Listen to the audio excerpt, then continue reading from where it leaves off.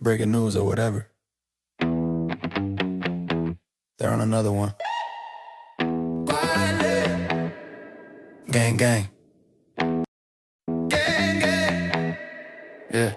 Gang, gang, emergency Zoom film at 11. Same 5 goons, same deranged obsession. This changes everything. Bro, it's page 47 of emotion they skin while half watching Yellowstone. Gang, gang. Squinting at 8-point font like detectives. Zoom so far and the pixels are screaming for mercy. Look at this, timestamps 2020, 22, my God. But they're yelling it like they just cracked Watergate. High five. Mike's been muted for 20 minutes, still barking. Circular logic, so a lot of time to seem impressive. Trust the plan, this is massive. Nah, fam, it's boilerplate and it's mid at best. Gang, gang. Self-appointed outrage squad patting each other like they personally ended corruption. Gang. Dropping bombshell tea that's been sitting in pizza since breakfast. Gang, gang. Moral high ground speed run, they'll flip the script the second it's convenient. Gang. Same PowerPoint presentation, new day, same brain dead narration.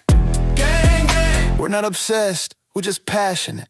3-hour living yesterday's hoodie, passion in my ass. Why is he even breathing right now? Says the guy refreshing notifications every 14 seconds. Gang, gang. Playing lawyer on God mode, reading comprehension. Stuck in elementary, confidence in the stratosphere, case dismissed. They're screaming to the void, motion still pending but go off I guess. Disagree? Obviously a paid shill. Actually read the filing, deep state plan. Laugh at them, you're clearly compromised too. Exist in the same zip code, suspicious behavior. Notify the group chat. Gang, gang, gang, gang. Tighter circle, smaller brain. Gang, gang. Echo chamber finally running out of oxygen. Gang, gang. Yeah. Gang, gang, acting the actual judge like it's group chat. Replay all meltdowns, labeled just asking questions. Got warned by the core once, that was a suggestion. Still yeeted the same dumb screed like it's strictly trash talk. Gang, gang, we're above all this drama. While screenshotting, they on meltdown for content. Preaching peace and love while actively baiting bears. And fake shock when the bear finally bites back. How could this happen? Gang, gang. Synchronized tantrum hours. 5 tabs open, all the same screenshot. Different zoom levels, gang, gang. Premature victory lap over legal language, still can't pause. Gang, gang. Standing 10 toes on business until tomorrow's filing, send them scrambling again. Gang, gang. Hype the claim to the moon, then ghost the chat when it ages like milk. Gang, gang. Gang, gang, gang, gang. Gang, gang. Refresh, gang, gang. Gang, gang, gang, gang. See y'all same time tomorrow. Gang, gang. Don't be late. What's everybody doing? Man, oh man. Good to see all you fine people tonight. Yeah, we're continuing on. We'll probably go over a little bit of the craziness from last night because everybody's like, oh my gosh, you got to check this. Man, it wasn't anything. These people are fools and foolish. And that's what they do. Yeah, never contact anybody involved in the Hales case. That is the best thing you could say right there. Don't contact these freaks and fools because they'll just bring you down to their level, wallowing around like pigs in shit because that's how they operate. Yeah, whenever that transcript comes out, they are going to be shown to be absolute fools and liars yet again. I can't wait. Can't wait to see it. Hey, Darren, how you doing? Good to see you, Diana. It is absolutely crazy. Gwen the ferret. Oh crap! I need to go to bed so I can get up at 4 a.m. and go to the gym before the pool opens. There you go. Nothing wrong with that. Hey, Venomous Venom, how you doing? It's good to see that you have power back. That sucked. That sucked. Oh, we had some fun last night. Yeah, we showed a new Venomous Venom intro. So nice, so special. But we're going to get into this one, and then I'm going to go over a little bit of the craziness from last night. You know, like I said, it wasn't that crazy. They're wanting eyes on them. That's the problem. I don't give them the eyes. I don't give them the eyes. I just go and pull the transcript, which doesn't give them any views, and I can listen to every single thing that they say and pop it into a nice little chat bot, and it'll just sit there and read it off to me in a much better sounding voice. And then I can speed it up and it still sounds good. I don't have to listen to them talk. But you can get the gist of all of their stupid craziness, and there's a lot of it. They get so much shit wrong. And oh yeah, that is another thing. Today there was a big, huge, gigantic document that came out that said, hey, Felisa, your shit's been denied. Yeah, judge doesn't even care. Judge said right there, just denied. And guess what else? Which makes it even more beautiful. For all of Paint Chip's posturing, all of his posturing and yelling and screaming, most likely his will be denied also, because he's basing it all off of Lisa's filing. And whenever you joined her or something like that, well, that usually gets kicked down the road too. They're just like, yeah, that's denied too. It's a moot point. So don't be surprised if you hear that one comes out within the next day or two that his is denied also as being just moot. There's no point in filing it. But that's just about like everything that he files. There's really no point in him doing it other than to intimidate and harass. Yeah. And his little email chain there that he poached out there, well, it shows that the intimidation tactics that he uses. Who signed the denial? Oh, that would have been Judge Hinkle. That would be the district court judge, and the one that Bolitho answers to. Yeah, he said denied Paint Chip.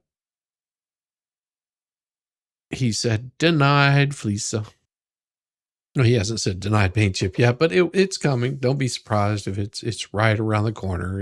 If it doesn't come within the next day or two, as soon as he probably works through all of the other motions.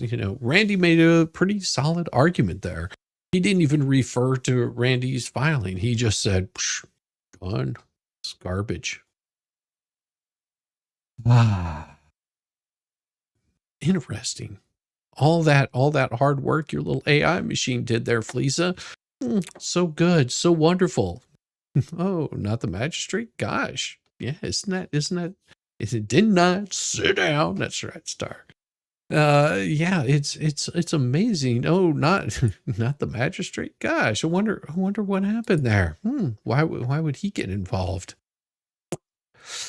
Wonder if that's pointing in a certain direction. Well, I guess we'll find out in the next couple of days what Judge Hinkle has to say about the rest of their craziness.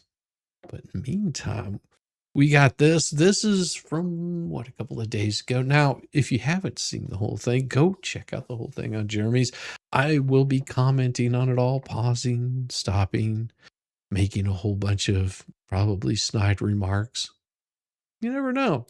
After Deuce self-incriminated himself in Ohio court, Tina Haley, our bad neighbor who sold us property illegally, whose husband came and trespassed on our property and then destroyed our property, who's been caught illegally hunting on our property, who called Levy County Sheriff to try and get me arrested for a felony, stating that I stole stuff off of my own property, who's being sued for those things in Florida court.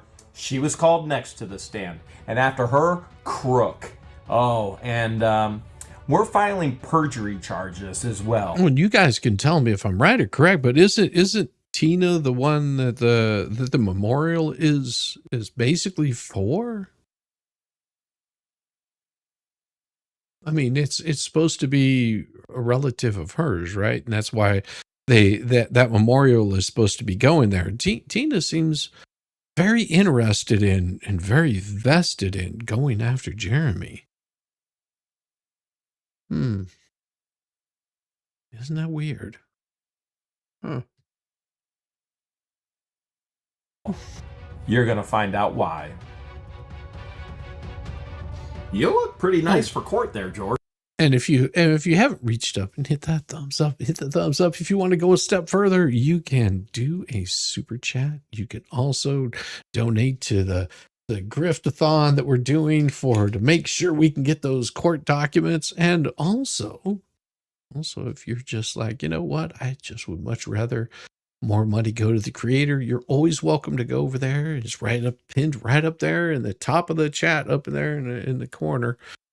And it says super tips. And you can do a voice super tip if you want, but you can also do a non-voice super tip, and those will get pulled up. Yeah, but Tina doesn't stand a chance. Oh, what a griftathon. Yes, I am working on getting, maybe that's what I'll do. I'll get a bunch of thongs and wear them while I'm on stream, and then donate those to be auctioned off. How's that? Kidding. I wouldn't do that to you guys. That's sort of freaky. that's a little creepy. Thanks. You like my outfit? Yeah, it looks great. Well, you didn't really wear that into court. No. You actually look like a snack. You did mention that, and you said, hey, can you give me a screenshot of what you were wearing? And I said, so that I can keep in my gallery. No, I can't, because I enjoy wearing this, especially after Deuce made a fool of himself in Ohio court. That's right, Darren. It was giving us the proof. It was pretty glorious. I mean, we already knew. We had the hunch that. Yeah, I can see it right now that Rogue Mama is probably, making an image right now of Shizzy wearing a thong. Don't do it. Don't do it. No relation, Shizzy. The kid that died was with her, Dawn, and would not give police any info. She is a POS. Yeah. With her son. Gotcha. Tammy recommends not going outside during hailstorms. Yes, that is a very good idea. Cryptothon. Just Dawn, she's all for it. She's like, yeah, let's get the thongs raging in here. The guys are like, that would be a big pass. Shizzy, that would be a big pass. That would be more like a big ass. No. Deuce was ghostwriting for them, but now it's on the record. So Hey, thank Marama. you. Should we fist pump him through the... Bam! Well, not each other, but him. Oh, bam! Oh, now he's gonna claim we were trying to hurt him. Oh no. Oh yeah, he's got Fist bump. the bad YouTubers and the contrived fodder story. Why don't we just thank him now? Namaste. You rage quit. After Deuce was called to the stand as a witness in Ohio court and made a complete and total fool out of himself and gave us more evidence for future work. Darren says, expert has that video already. I know one of those men used you, Shizzy, in this Wiggles video. Those aren't thongs. Well, maybe they are. The only thing creepier is the person's bidding on the aforementioned thongs. You're right. They're like, yeah, let's get hold of those. Good to see you. Hi, Marama. Good to see you. Big Bob says, why? Oh. Next was Tina Haley, who sold Another us bad the neighbor. property illegally, who is somebody nobody in Otter Creek truly likes to even communicate with. And she even states that under oath that they don't talk to anybody. Who Lynette even posted about how much of a lover of strong drink her husband is, a runk, who, did illegal things on her property. And of course, Levy County Sheriff did absolutely nothing about it. And rugs. Yes, and their son just did jail time as well. I mean, the apple doesn't fall far from the tree. And then she didn't want Levy County to give us any of the public information of her calling and trying to get me arrested for a felony. Literally lying, saying, well, how much does it have to be worth? How much do these pieces of wood have to be worth to get him arrested for a felony? Claiming I stole wood off of my own property. Interesting. And a no trespassing sign. Interesting. Very interesting. So she's being called next. After the property was sold, that's when she confessed, knowing that she knew about the encroachment the whole time. And after the survey was completed, Hey, Trisha. confirming property lines, that's when he trespassed and carved out the pole. We'll get into the finger. And then it's going to come up in court. Very foolish of these individuals, whether it be Deuce, whether it be Tina, whether it be Lynette and Crook. I mean, the one.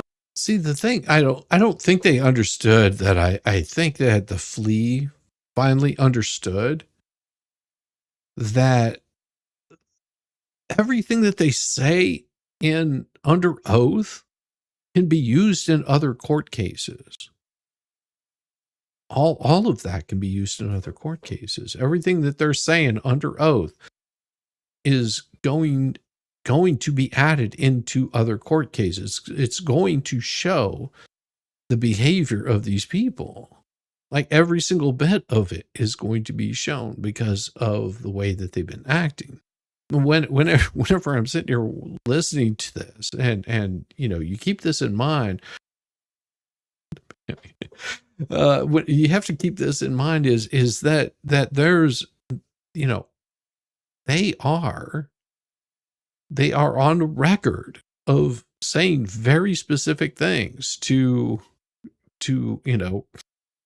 try to cover their asses on this. And in doing so, they're just throwing each other under the bus. I mean, good job. Good job, idiots. One thing Sean Martin did was the smartest thing he did for Lynette and Crook at the last contempt hearing. He would not let them go up on stand. Yes. And unfortunately, that was Justin so did not bad. know of this technique. He literally put them on the stand, which made his job a million times harder. But Tina comes up on stand first. Now, to be very clear, Tina used to work at the Lark. The Lark was and this is really going to come back and sort of bite them really bad, this kind of thing right here. But you know what really gets to bite me is Venomous Venom says to put towards the transcript fund. And remember, buckle in, sit back, and enjoy your ride on Floaty Pony, where your splash matters. Yippee-ki yay. And in case you forgot, Shizzy is still your daddy. Thank you, Venom. Thank you so much. I appreciate it. Oh, that was awesome.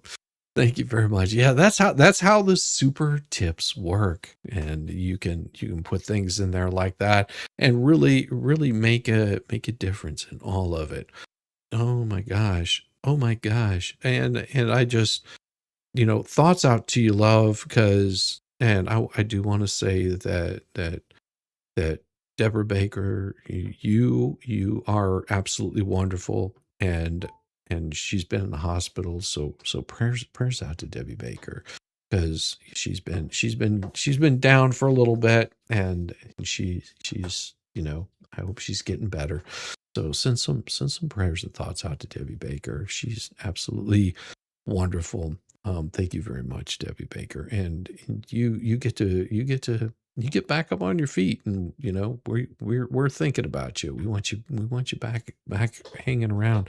I was actually going to reach out to you and see how you were doing, because I was a little concerned. Yeah, see, you got everybody showing the love there for you, Debbie Baker. So prayers out for you, prayers, and it's so good to see you. So good to see that you're back, and I understand you're probably just lurking in chat, which is absolutely fine. I just want to make sure that you're good to go, and keep pumping along. It's a beautiful day out today. Got springtime rolling in. Before you know it, you'll be hacking up all kinds of pollen, trying to get it out of your nose, and unlike the fleas, which are trying to get other things out of their nose, from what I hear. Oh yeah. Oh my gosh. Crazy.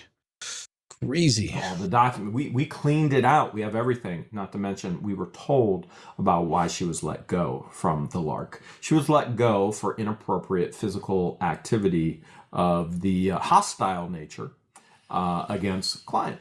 And then she went on to go and work for the state, and she's currently unemployed. And frankly, that's the best thing in the world. She should not be with anybody else. She should not be with these clients doing what she did at the Lark. Now, if she now the fleas lost their shit over this, trying to say that, oh, you can't do this. Well, they got proven otherwise.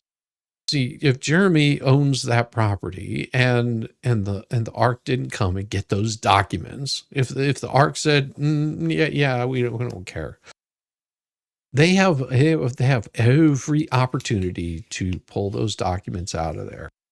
it is also a matter of public record, because that even though it was a charity, they were state funded.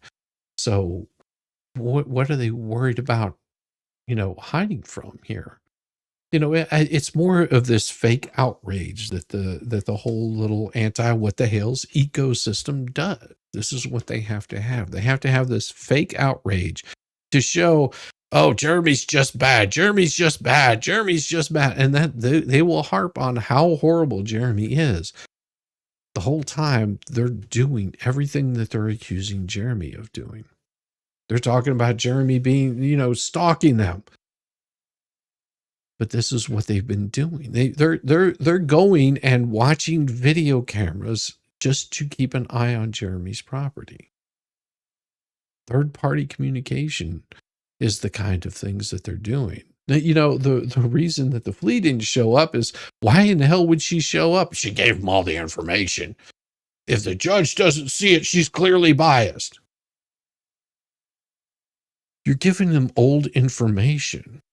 This is the problem. Things that have already been adjudicated, things that have already been handled, and you're trying to come up with some sort of proof that Jeremy is doing something horrible. Oh, I'm just trying to prove that he's not scared of them.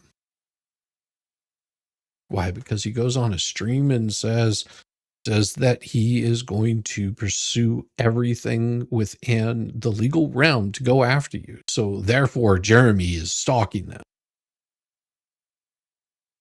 I think he's made it pretty clear, stop messing with him and his business. Here's the problem that they haven't figured out. There's other things to cover and talk about. There's tons of other avenues that you could be doing on YouTube, but you've made it your goal, your mission, your own words, to destroy Jeremy Hales and his whole YouTube empire. You created the Anti-What the Hell's ecosystem. You've grifted and lied and cheated, and you'll continue to do that because there's no way that you can stop now, because it's just too much money coming in for you.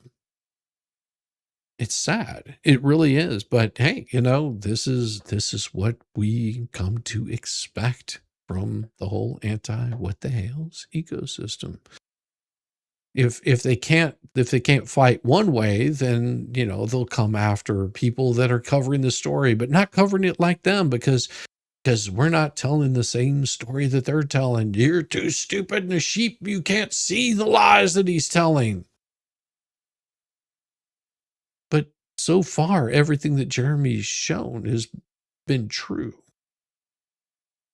It's really odd how that happens, isn't it? That as much as you're screaming, he's lying, he's lying, he's lying, he's lying, and every single time he shows proof of what he's saying is true.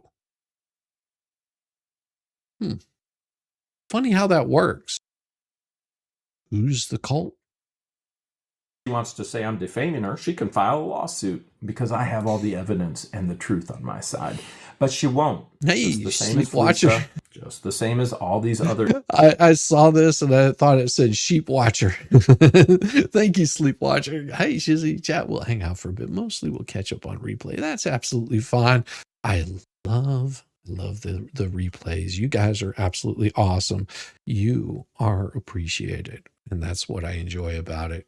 And you don't fall for the silliness, but you can't let the truth stop you spin. That's true. Oh, that's so true. Oh. Individuals, Deuce, Poppy Seed, all of them, because I share the truth. So if she's gotten, wow, it's amazing how I was able to notice the same damn thing. Isn't it weird? It's almost like there's this cognitive dissonance that they've gotten, I think, so wrapped up in their hatred for Jeremy. I think that the flea has a thing for Jeremy. That's why she's always trying to cut down George's, because she talks like, I would never have something like that. She probably looks at the at her little cut girlfriend and just goes, man, why would, man, I thought you were going to do something good. I mean, but,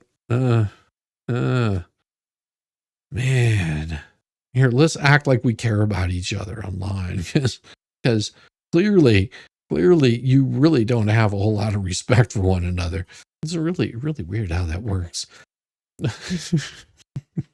Fired for misappropriation behavior with the mentally challenged clients. Not okay. Yeah, Her right credibility is there already shot. It's already there. gone. It's already gone.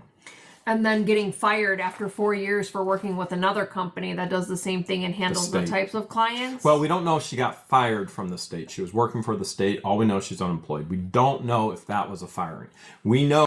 Well, there's a possibility that, I don't know her age, but there's a possibility that she just aged out or voluntarily left.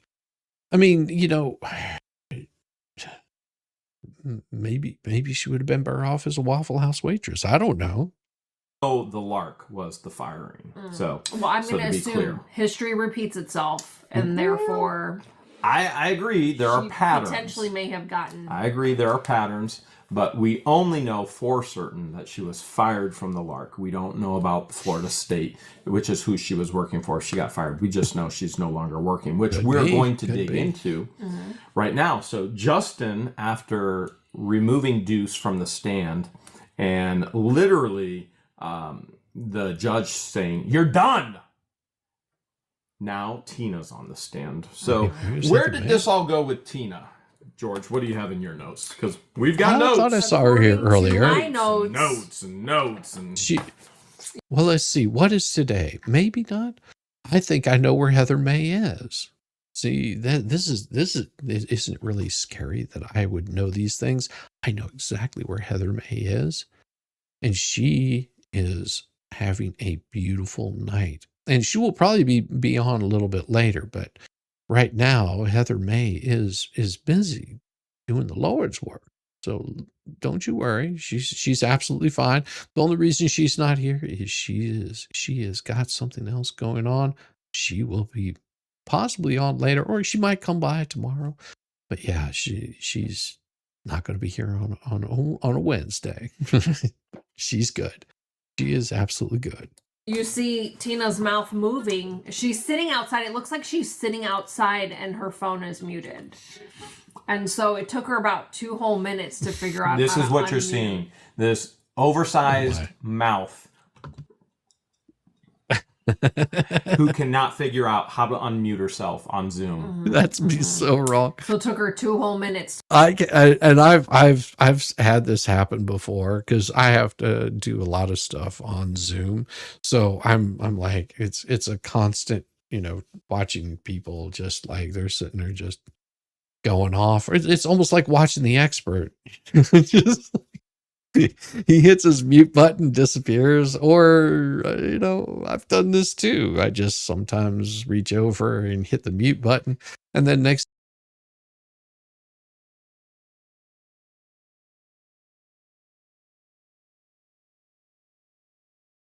And guys know exactly what I was saying. You were like, it'll come on here in a second. You guys will catch up to me, and you'll be like, "Oh, yeah, you're funny. You're funny, Shizzy." Like Tammy got it. Tammy's just like, "Yep, I got it. Oh, To figure out how to unmute. The judge had to explain where to look on her cell phone After our lawyer told the judge how to unmute her. And the judge goes, "Anybody familiar with Zoom on a phone?" And I went, "Don't you dare answer." And he goes, "It's in the right down low." And I'm like, it was the appropriate thing for him to do. It was inappropriate for me to say, "Don't answer." She had to explain to look for the icon that looked like a mic on the bottom of her cell. And then she finally figured it out. Left-hand corner. Yeah. So she finally found where the unmute button was, and at this point, the judge puts her under oath, and she's under oath now. And so Justin stands up to do direct examination. Welcome, Mug Raiders. Hi, Shizzy mods. Mug Raid. Mug Raid. I love it. Hello, colleague. Good to see you. Good to see you, Marianne. Maybe not. Yeah. And he says the same thing. If I ask a Unmuted. question that's a bad question and you don't understand it, don't speculate. Just ask me to rephrase it, and I'll do my best to reword it. Now, to be clear, before we get into this, Fleesa has already posted online after I posted a short.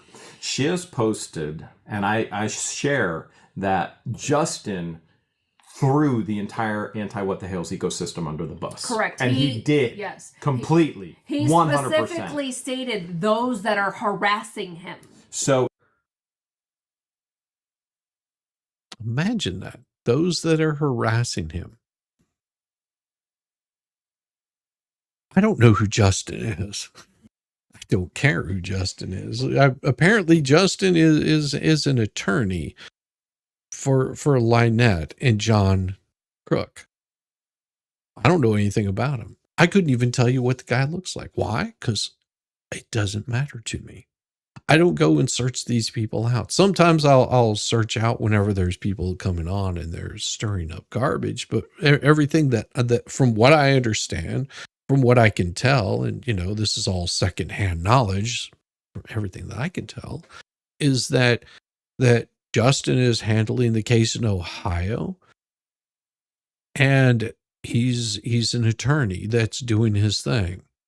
Justin is going to be out some big bucks. Well, that would be on them. Yeah, that would be because, well, they didn't tell him everything. He might have looked into all this stuff. Just maybe. I don't reach out to these attorneys to harass them. That's not what anybody should be doing. Nobody should be harassing an attorney. You have to remember that whenever they start involving themselves in this, and they're jumping up on live streams and they're talking all kinds of garbage, and you're just like, wait a second, who is this person? What's their qualifications on this? What's their involvement? And then you start seeing a pattern that the people that are jumping over there on the fleas are felons, criminals, scammers. They're very unsavory group of people that are jumping in over there.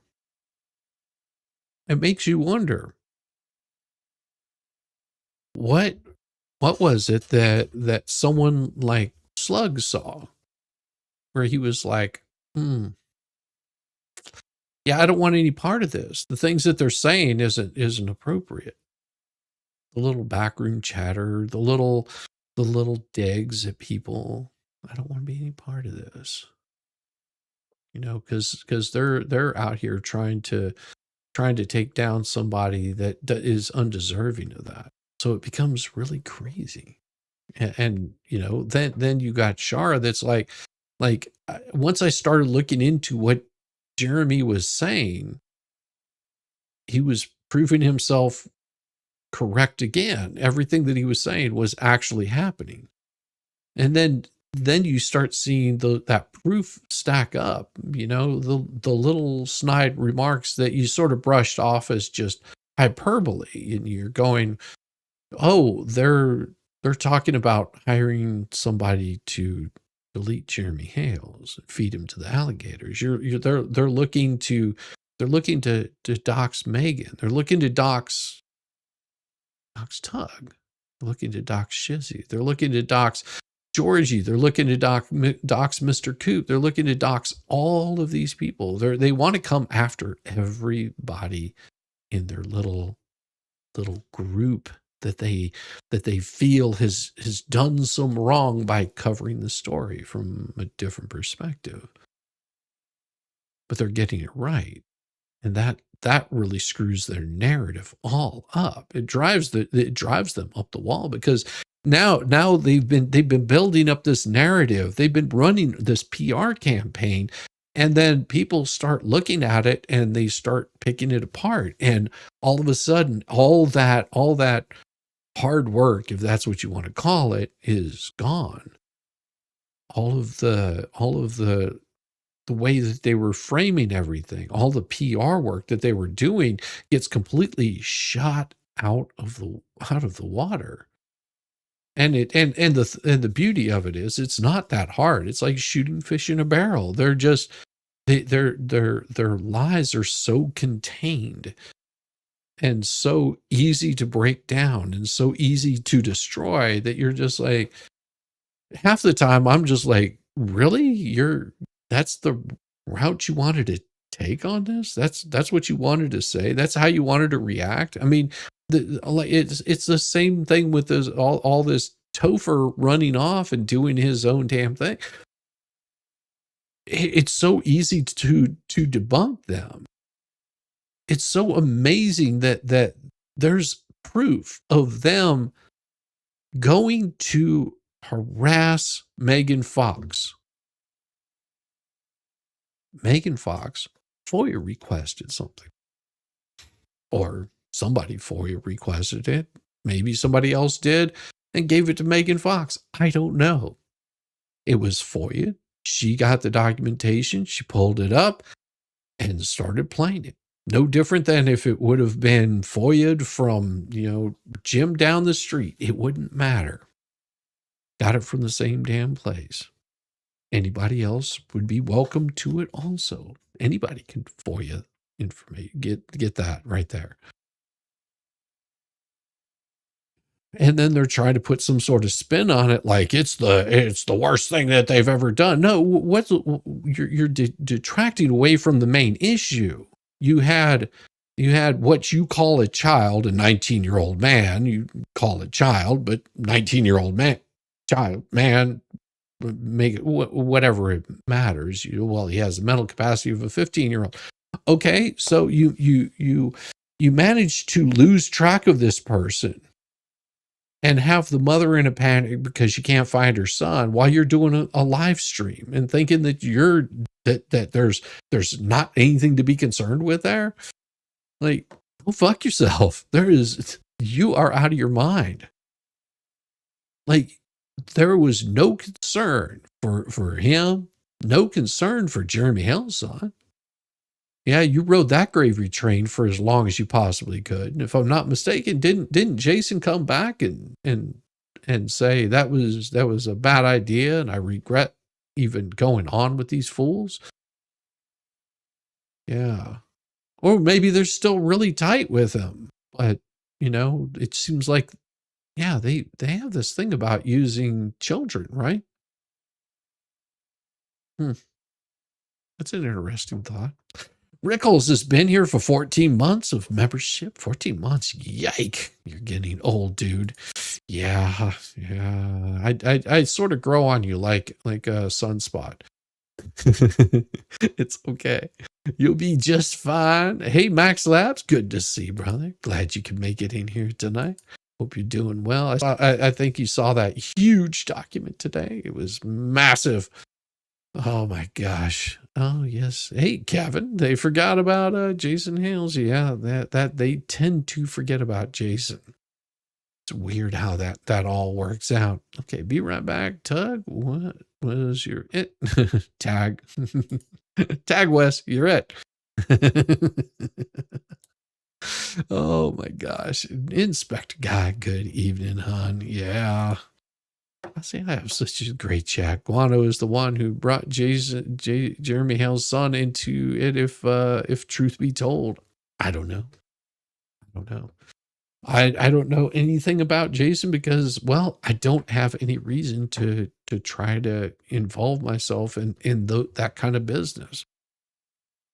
Good to see you, Jenny. She celebrated 15 months of memberships. Wow, it doesn't seem possible. Yeah, it's been over a year. Hey, Richard. Good to see you.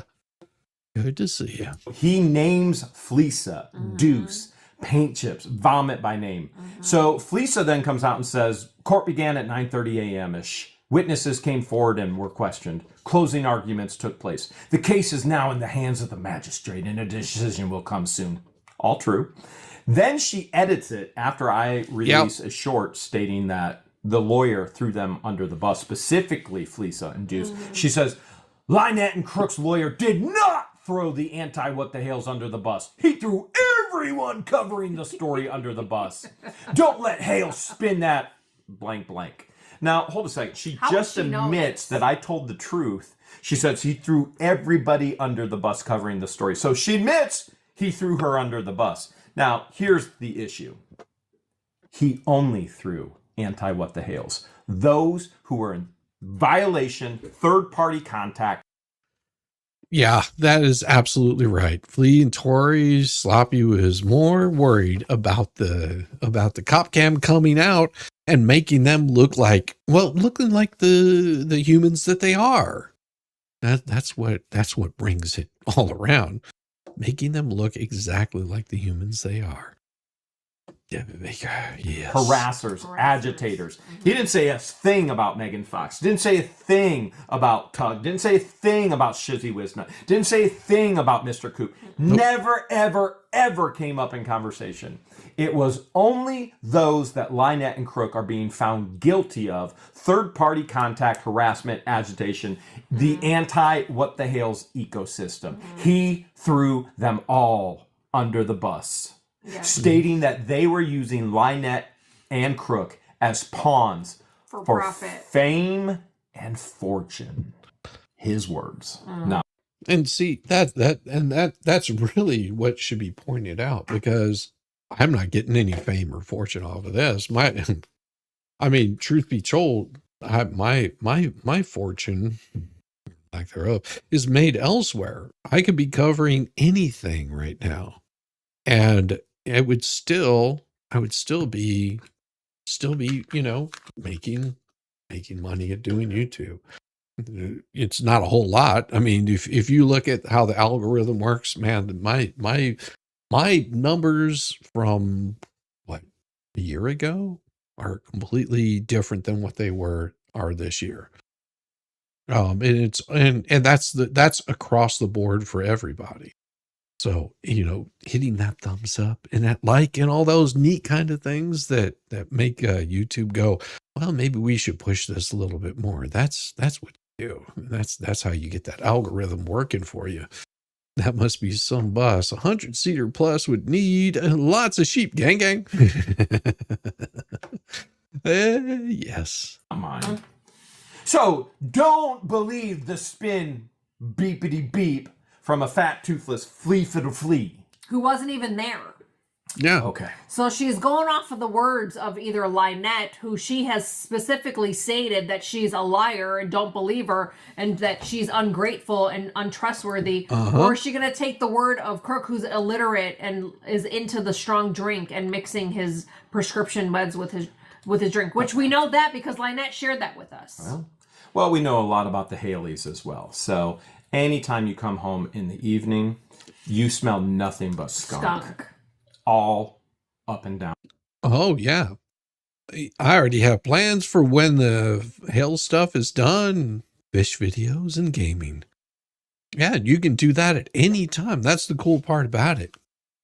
Like, you know, and I'll tell you right now, in November of this year, whenever Grand Theft Auto 6 comes out, I will be strictly over on my gaming channel for quite some time doing that, unless there's something that's popped off that I just have to cover, and then I may do like an hour over on this stream and then do like 4 or 5 hours over there.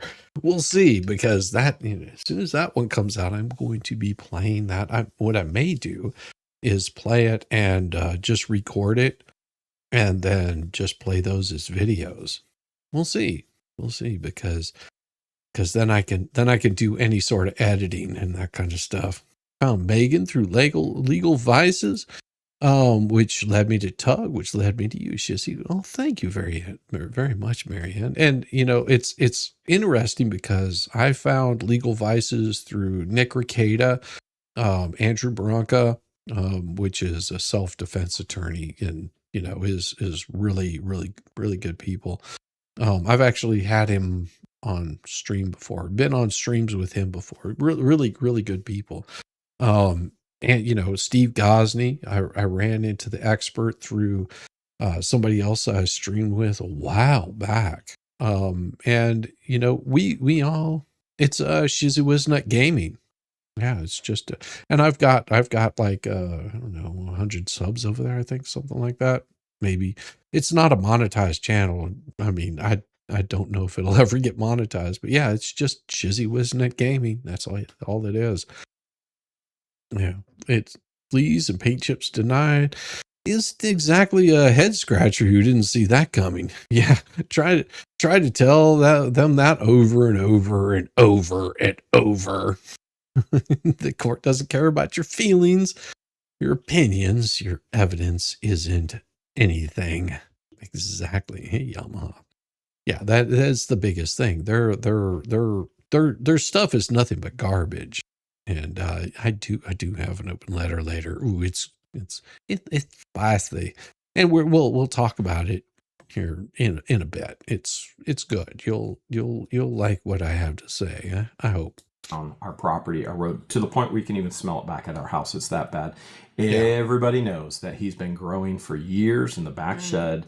Everybody knows where to get it. Everybody knows that he does it. And then when he unloads his car, you see him carrying cases of strong drink. Okay. Now, I mean, you know, if you're going to stock up, you know, you might as well stock up. Just, you know, if that's what you're doing. I mean, I drink beer and bourbon. I actually will go to a local brewery and get my beer from the local brewery, and I buy it by like the cases. But then I don't have to like go search it out because it's hard to get for me this particular beer, and so I usually stock up. Well, that makes sense. At least he's prepping for, you know, fire. I don't know, something. normally we could care less, but hey, you want to interject yourself into our lives? Great. We'll talk about your life as well. Okay.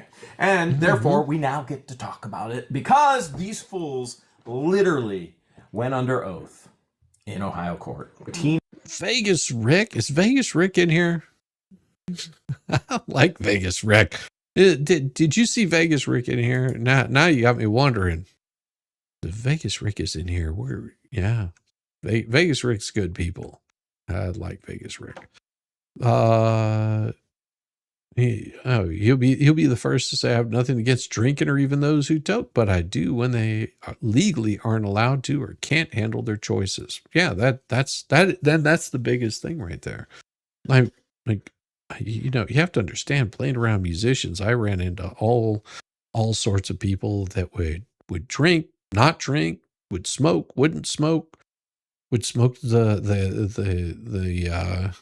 devil's lettuce, and those that didn't, people that did, you know, much harder drugs. And I tried to stay away from the people that were doing the hard stuff, especially whenever, you know, and I have a, although I have like tons of tattoos and shit like that, I still have I don't like needles in my veins. And I ran into some people that were, no, you brought up Gosney. There's people that were doing, you know, the, what's the best way of putting it? Chasing the dragon, I guess is the best way to put it. You saw a stream on Tiffany Henry, and I pray you're not in that county. I am not in that county. I guarantee you. I can guarantee you that I'm not in that county. I am. And if she's in that county, well, we know how to deal with that. We know how to deal with Tiffany Henyard. But yeah, it's you know, that's the thing is there's Skunk or Chronic, considering it was near a vape ship, I guess. Chronic. That's possibly. Clark Stark was in Rumble chat, so he was busy. Yeah, I bet he was. I bet he was.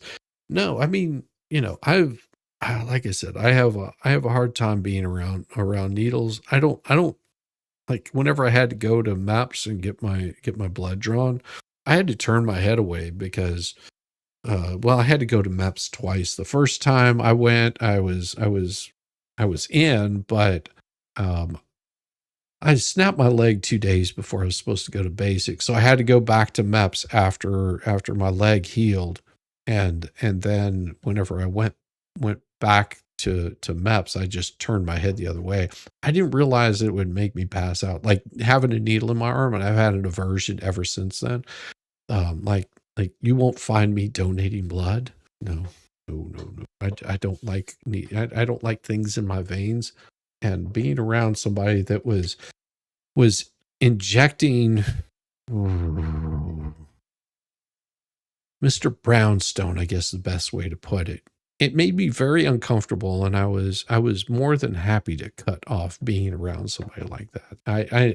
I know why Jeremy has an aversion. Whenever it doesn't appeal to you, you don't want to be around it. It makes absolute sense.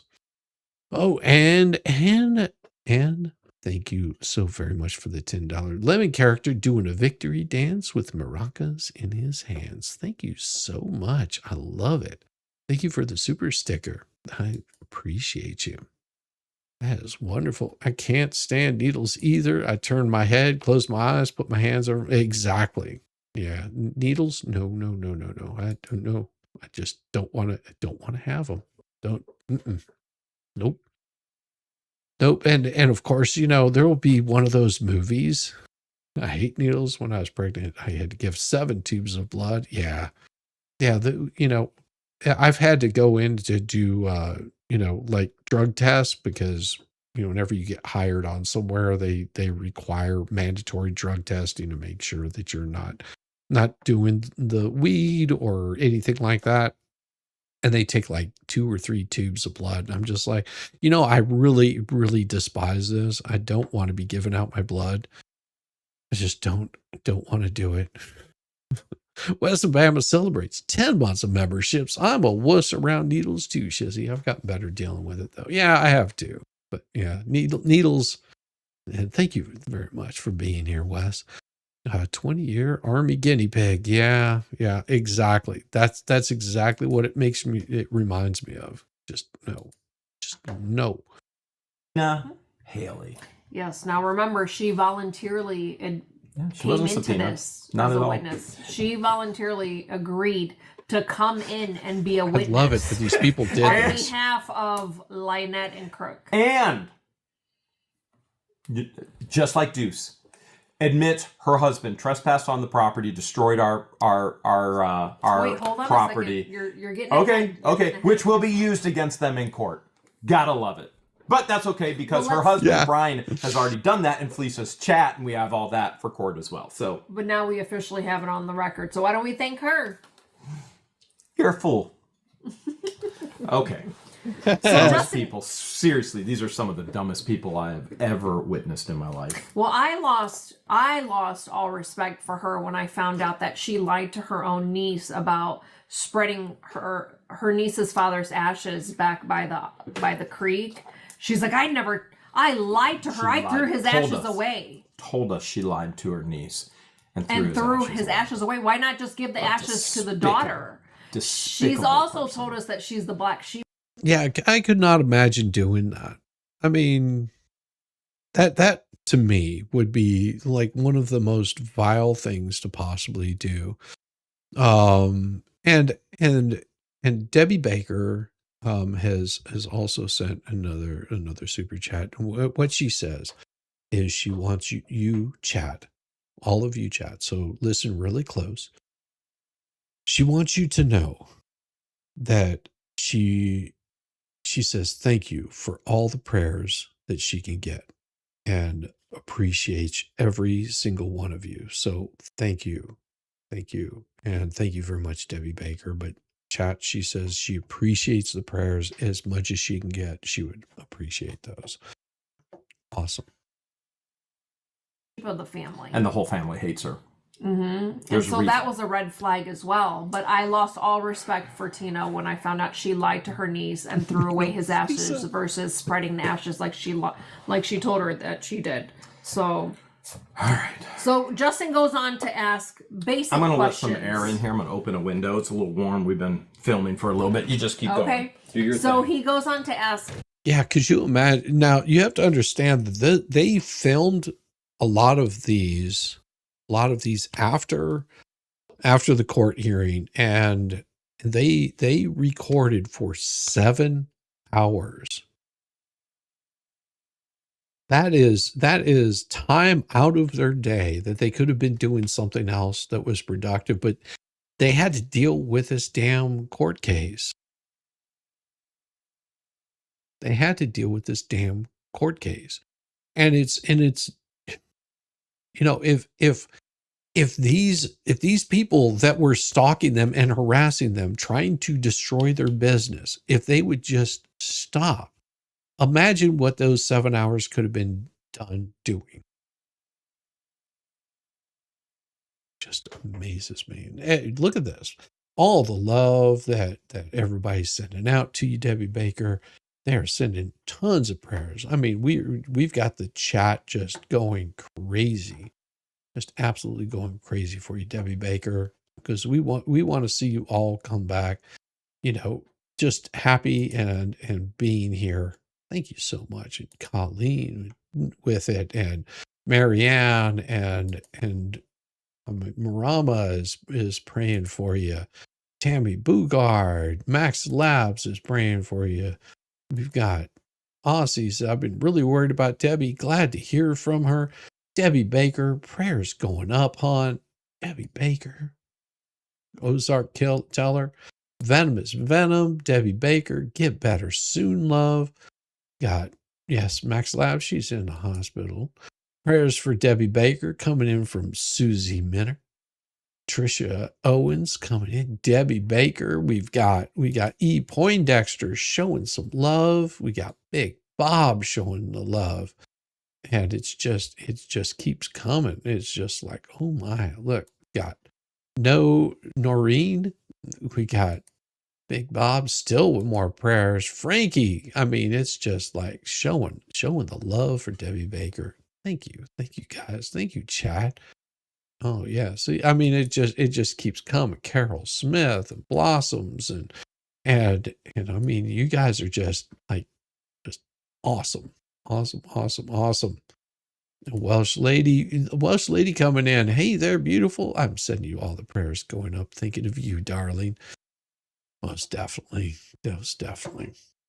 God, that's why I like you, God. You're just so loving to each other. I thank you for that. Neighbor Tina some basic questions. Where do you reside? She says Otter Creek, Florida. He asks her, what street do you live on? She says Otter Creek Avenue. He asks her, how long have you lived there? She responds with 23 years, and he asks, same house? She says yes. Do you hear all those birds? Yeah, there's a ton of birds migrating. Ross? Birds are back at Hale's headquarters. They are. That's so awesome. Yeah, it gets that time of year, and they all just start rolling in. Roslyn Dukes is so good. Oh, by the way, Roslyn, that was a really good interview you did with Tuck today. I was able to catch that while I was on my run. Really good. I enjoyed that. That was well done. Well done. Oh my gosh. Migrating. Oh my in goodness. Flocks. Holy In cow. flocks. I've been watching them. So if you see my eyes like I got to put the bird over figures there. back up. All right. All right, keep going. I'm sorry. Multiple interruptions. We've been at this for hours so far. So Justin asks her, what do you do for a living? That's when we You know what I need? I need something that, I can just do this every time I see Rosalind. Maybe I need a giant lollipop, or something. That's what I'm thinking. I need a giant lollipop. Every time I see Rosalind, I can just put a giant lollipop. Make it look like a microphone. I'll just use my microphone. How's that? I'll just, hey, how you doing? We found out that she's currently not working right now. She's like, I'm not working right now. He goes, well, what did you do? And she responds back that she worked for, should we even say? CDC Plus for the state of Florida, working with the mentally disabled for 4 years. Before that, she worked at the Lark, which we already know why she got fired. We have all that information. With more disabled people. And I was married for 41 years with 2 kids. One of them just got arrested for rugs. Apple doesn't fall far from the tree, does it, in Otter Creek? She has a 37-year-old, a 35-year-old, and then she has full custody of her grandson, who is 16 years old. Which, by the way, for whatever reason, You know, I thought you were going to say that I'm flatter than you. I was like, yes, I'm flatter than you. I still have a little bit of the man boobs, but you know, I'm working on getting rid of those. So I'm trying to stay flatter than you. Love Rosalind. Oh, I can't listen to their stupidity. Just listen to it for 15 minutes on Rumble made me sick to my stomach. Oh, don't worry. We're going to address that later. The cat keeps catching birds here at your place. He was hired for rodent and snake control, not bird control. But the birds are so much fun. he loves to flick people off. Including you, Me, myself. me, Travis, Deanna. Deanna. Yeah. Yeah, everybody. Everybody. So, I mean, that reflects a lot on how his grandparents have raised him. Very much so. So, so then he goes on to asks, how do you know Lynette? Wesley. And she goes, she's a neighbor. Where is she located? And she responds with catty corner. I would agree. I would agree with that, Rosalind. I would agree with that. Prince of Wales said, Stacy, my left coast lady. Good to see you, Zach. It's good to see you. That would be in front of my mouth. Shizzy, Rosalind. Oh, yeah. Down the street. And he goes, how far apart? She goes, about 1 lot apart. What's a lot? Anybody know what a lot is? I mean, we have 70 acres. That's a lot. A lot of 70 acres versus their 1 acre lot. What's a lot? I don't know. I think she was trying to say that. Not the smartest individual. Not the smartest individual in the world. Very ignorant, very foolish, extremely. Yeah, she's not the smartest. I mean, I'm not the smartest person either, and I'm not that articulate. You have common sense with though. my words. You have common sense, but these people don't. No. So she responds back with a lot apart. I mean, we've shared the 911 call. Darren says, I've never noticed Miss Rosalind. I always stop at the shoulders. Probably a good idea. If you ever were to meet her husband, you'd understand why. Don't mess with Rosalind. Don't mess with Rosalind. About her trying to set your eyes Jeremy up right and how ignorant she sounds then. And we were ready to play him in Ohio court, but Eli didn't see it necessary at that point because it really didn't go on. No. We had all the 911 calls ready for setting me up. And again, what's the judge looking at? Is this witness credible? First and foremost, is this a credible witness? And now let's look at the evidence. Are they lying or not? I don't recall their attorney ever asking me those kinds of questions. Like, where do I live? Didn't ask me either. Yeah, he didn't ask me questions like that. So then he goes on to Well, might have asked me because he tried to challenge jurisdiction, and Eli shut that down really quick and went, this judge has jurisdiction, end of story. And the judge said, correct. We are not relitigating anything. Ozark Teller says, my ex always told me I look better going than I did coming. That might be why he's an ex subs. That could be. that'll definitely put you in X territory. You know, what's really fun is my wife and I, we can sit there and poke fun at one another and have fun, and it's so enjoyable to be with someone that you actually care about and be able to poke fun and nobody gets their feelings hurt. Because you know that it's done in love and kindness, and that's what that's what the whole anti-what the hell's ecosystem doesn't understand. They don't understand, you know, playful prodding. They don't understand the playful joking. Why I can hang out with MG expert. We can sit there and poke at one another.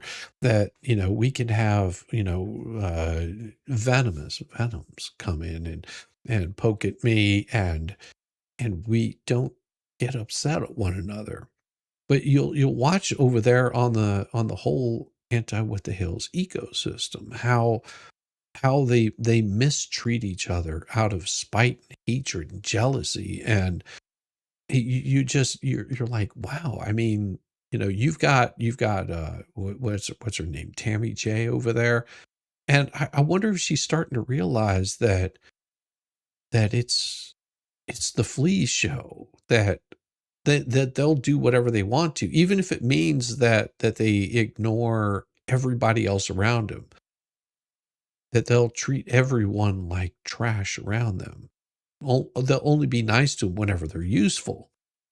I mean, I hope that you know, at some point in time, that she understands that that's what's happening to her. That, you know, I think that there's people that were hanging out the Flea that are just like, yeah, I don't want to be any part of your spiteful, hateful rhetoric. I don't want to be around you. You know, that's where it happens. The Flea couldn't make it to court because she was stuck in the dog hair. Could be. We knew that was part of their strategy because they've been trying to overturn jurisdiction for how many years? You can't overturn it, and you can't go back and overturn a civil protection order. And as you That's should. been Or 2 the years contempt already. charges, or anything else. Yeah. How foolish. So then she goes on to, or Justin goes on to ask her, how long have you known Lynette? And she says about 3 years. And he asks her, well, what do you think of Lynette? Wait. First, he said, who lived there first? And what he's asking, really, is he's asking who lived in Otter Creek first, us or Lynette and Crook? And Tina's too dumb to understand that. She goes, me! I didn't catch that part.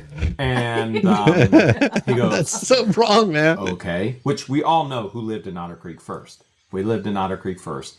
Lynette found out about Otter Creek because of watching YouTube.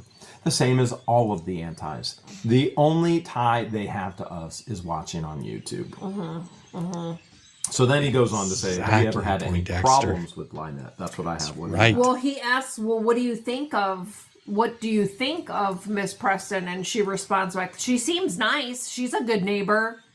Really? Because she talks a lot of smack about her in text messages. Yes, she And does. we've shared those text messages. Yeah. She seems like a good neighbor. So then he does ask, have you ever had any disputes Any with problems with her? And she responds back with no. He goes, well, what about Crook? Have you ever had any problems with him? And she says no. And then he asks, have they ever threatened to harm you in any way? And she responds with no, which, how is that question relevant? Well, what he's trying to do is say, well, Lynette and Crook haven't threatened Tina and Brian, therefore they didn't threaten Jeremy and George, even though the court already has all the evidence, and Justin has no clue what the court has, as he proved yet again today. Completely and totally oblivious. He even asked Crook at one point, have you ever pointed a gun at Jeremy Hales? And he had no idea, none, that he had already been found in contempt for doing this. No clue. And Crook lies under oath. Nope. Which we'll get to that. That's what Justin's trying to do, and failing miserably. Well, he's going to fail because his clients are setting him up to fail, especially since they didn't share what they've been found guilty in. In my opinion, I don't even think Justin knew that we've had the civil stalking protective order for 2 years prior to ever meeting him. He had no clue. He thinks this was a new petition filed and it was a new case going forward, and they were going to try and get it overturned. Yeah. That's my thoughts on. Well, that's you know, you have to understand that Jeremy and George have been dealing with different attorneys on other sides, and sort of because they've been in this particular litigation long enough, they're probably getting a pretty good read on what it is with this attorney. As far as, you know, and like she's like George was saying, she's like, you know, I just get this feeling that he had no idea by the questions that he was asking that he came into this blind, thinking that this was a whole new protective order that was being put out there, that he was going to be defending them, not realizing that half these allegations that, you know, they're trying to fight have already been decided, adjudicated in the court already. And that's the same way that the flea is not understanding that all of the things that she's wanting to throw out there, these things have already been decided. They've already been adjudicated. He's already been found guilty of violating the protective order. He's already done this. Lynette has already violated the protective order. And I think Deuce is, you know, starting to wake up to that fact, but he still wants to go back and litigate something that's already been decided. It just shows that they're trying to create this narrative that doesn't exist. It's their whole polyflop thing that they're trying to do. And it's like, but you're the ones that are perpetuating the drama. And I mean, it's very clear that they're doing this. And just why? Why would you continue? Oh, that's right. Because they're doing it for views and for clicks. Me, I'd just cover their crazy shit and laugh at it. And like, if it gets views and clicks, speaking of views and clicks, you know what pisses them off even more is whenever you click that thumbs up button, whenever you spread this channel around, let people know that it's live. Whenever you send those super chats drive them up the wall, because, you know, they think that me reporting this, talking about it, discussing it, having an opinion on it happens to be illegal. They want to shut down my channel. They want to shut down Megan's channel. They want to shut down Jay Hip's channel. They want everyone's channel to be shut down so that way their voice is the only voice heard. They're out there openly calling to strike another channel. Can you imagine how deranged that you have to be, that you don't like what somebody says, so you're going to strike down their channel instead of having a counter with backup to what you're saying? They've never backed up what they're saying. It's more like belly flop. Yeah, pretty much. Hey, Lorraine, good to see you. You are welcome to lurk as much as you want in the chat. That is wonderful. It's not polymom. It's more like belly flop. And Suzanne Minner says, I think the flea already knows she's going down, trying everything to save herself. Hence, the exasperated anger issues are getting worse. My soul can't take that evilness, hatefulness, and all the lies. I'm with you on that, Susie Minner. And Venom says, voice and lies, the sovereign spins. That's so true. Made a coffee and come back. No screen, but can hear Shizzy. I hate a cat. Well, sorry to hear about the screen. But what would they talk about? They'd lose their content. No, there's plenty to talk about. And they can go back to selling, you know, their like little rocks and all that kind of stuff. I hear that people are totally into that. I mean, you know, that is the thing is they talk about doing things for clicks and views. That this is how YouTube operates. If you're not putting out a product that people want to see or interact with or talk to or enjoy, then your channel tends to look horrible. It doesn't move anywhere. If you can't give something if you're not providing any useful thing to whoever wants to watch, then that's where your channel fails. That's where YouTube channels tank. But they have this idea, well, I've been watching the algorithm. I know exactly how YouTube operates. And then tell me, stupid Dave, why does your channel only have a few thousand subs after how many years have you been doing that? Think about that really hard. Your content isn't what you think it is. It has nothing to do with you being involved in a lawsuit with Jeremy Hales, because your content was flailing at most back whenever you were doing this. If you want your channel to grow, find talking about what you find talking about and enjoy it. Stop playing a victim. You play a victim, then nobody respects you because you don't deserve any respect. You have to force yourself to do the things that you don't want to do.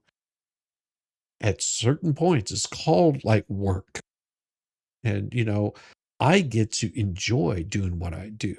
I get to enjoy coming on here, hanging out with people, hanging out with cool people like Venomous Venom, Rosalind Duke, the expert.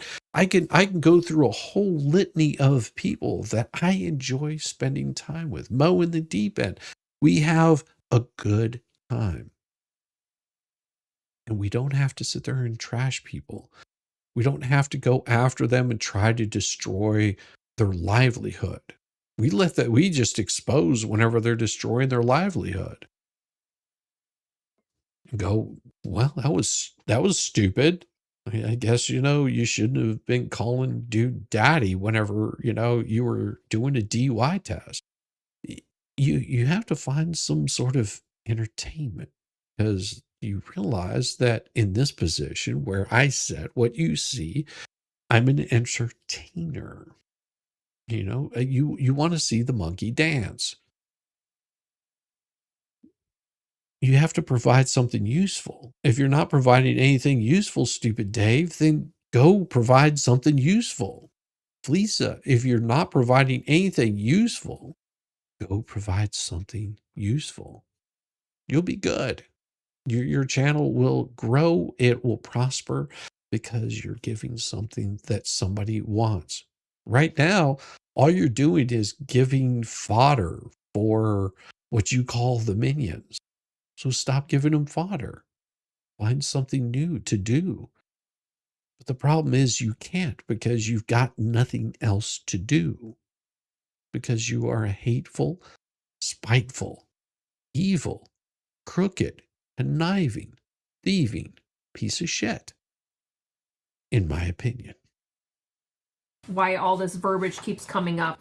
That's the only thing that makes sense to me, is how they keep thinking that it's going to get overturned. He's going to kick our butts because they think it's a brand new petition. Him not realizing that the protective order is 2 years old and they've already been found guilty multiple times. Every contempt of court violation we have brought to Ohio, to date, thus far, they have been found guilty of. Correct. Not some. Every single one. So these are the same violations and complaints we've made to Levy County, and they've done absolutely nothing. But it's odd that a court finds them guilty of exactly what we've addressed. So then Justin goes on and to say, where are they located? Well, first he says, do you know Jeremy Hales? Yes, he's my neighbor. He lives behind me. And then how far away do That's so perfect. Prince of Wales says, I would never give them my fodder or my mother. Negativity is a self-fulfilling tool. Be negative, attract negative. Be positive, attract the kind back. Absolutely. And thank you so much for the $1.99. I appreciate it, Zach. I see you changing your picture because you don't want to be shown kissing the fish on the stream. I see how you are. Good to see you, brother. Good to see you. At least you could start her channel over, cooking crispy chicken skins. Yeah. Yeah, but she's put so much work and energy into it. All they those live. sleepless Did you write nights. down her answer? Because this is hilarious. She said he did ask her how far is your property from Jeremy's, and she goes about 1,500 feet back in the woods. No, our property completely encompasses their property. Our property touches their property on every part of their property. We are not 1,500 feet away. We are not away at all. We are right there. She lies under oath. Yeah. I mean, our 70 acres surrounds her little 1 acre. And so I think either she was too dumb to answer and she's trying to measure like the distance between her driveway and one of our 4 driveways, because we have 4 driveways to the 70 acres. Nice. Or she just tries to make it sound, I don't know. I'm not a mind reader. I don't know. Complete But stupidity. it really was a stupid answer. And love it, Zach. and then he asked who lived there first. And she said that she lived there first. And then he asked how long has Jeremy lived there? And she says 5 years. Have we been there for 5 years now? Since 2020. End of 2020. Wow. So I guess We moved to the campground first. Yeah. Remember, Lynette So we copied got our in- every move. Yeah, we got in February of 2021, so it's literally 5 years exactly. You got the keys January Yep. 19th. And statute of limitations to bring a lawsuit against them is 10 years in Florida for selling us the property illegally, which is happening. So Randy has everything set, ready to roll, and we are moving forward. And then he goes on to ask, Oh, and you have to understand that something like that isn't something that they're doing other than, they feel that they were told wrong about their property lines, because they were just like, well, yeah, it goes to here, it goes to there. And, shame on you, Jeremy. You should have gotten that. You should have gotten that survey done almost immediately. Because if you don't know how surveys work, I read enough surveys that I understand exactly how to read a survey. And I could probably read whatever survey was done on that property back at the time that it was originally done and be able to draw that out. Draw that out on a piece of paper. Because it goes by, it has certain descriptions in there that once you start reading a survey, you understand what those descriptions are. And the only problem is surveys take time to get done because you're waiting on people to come out and actually complete the survey.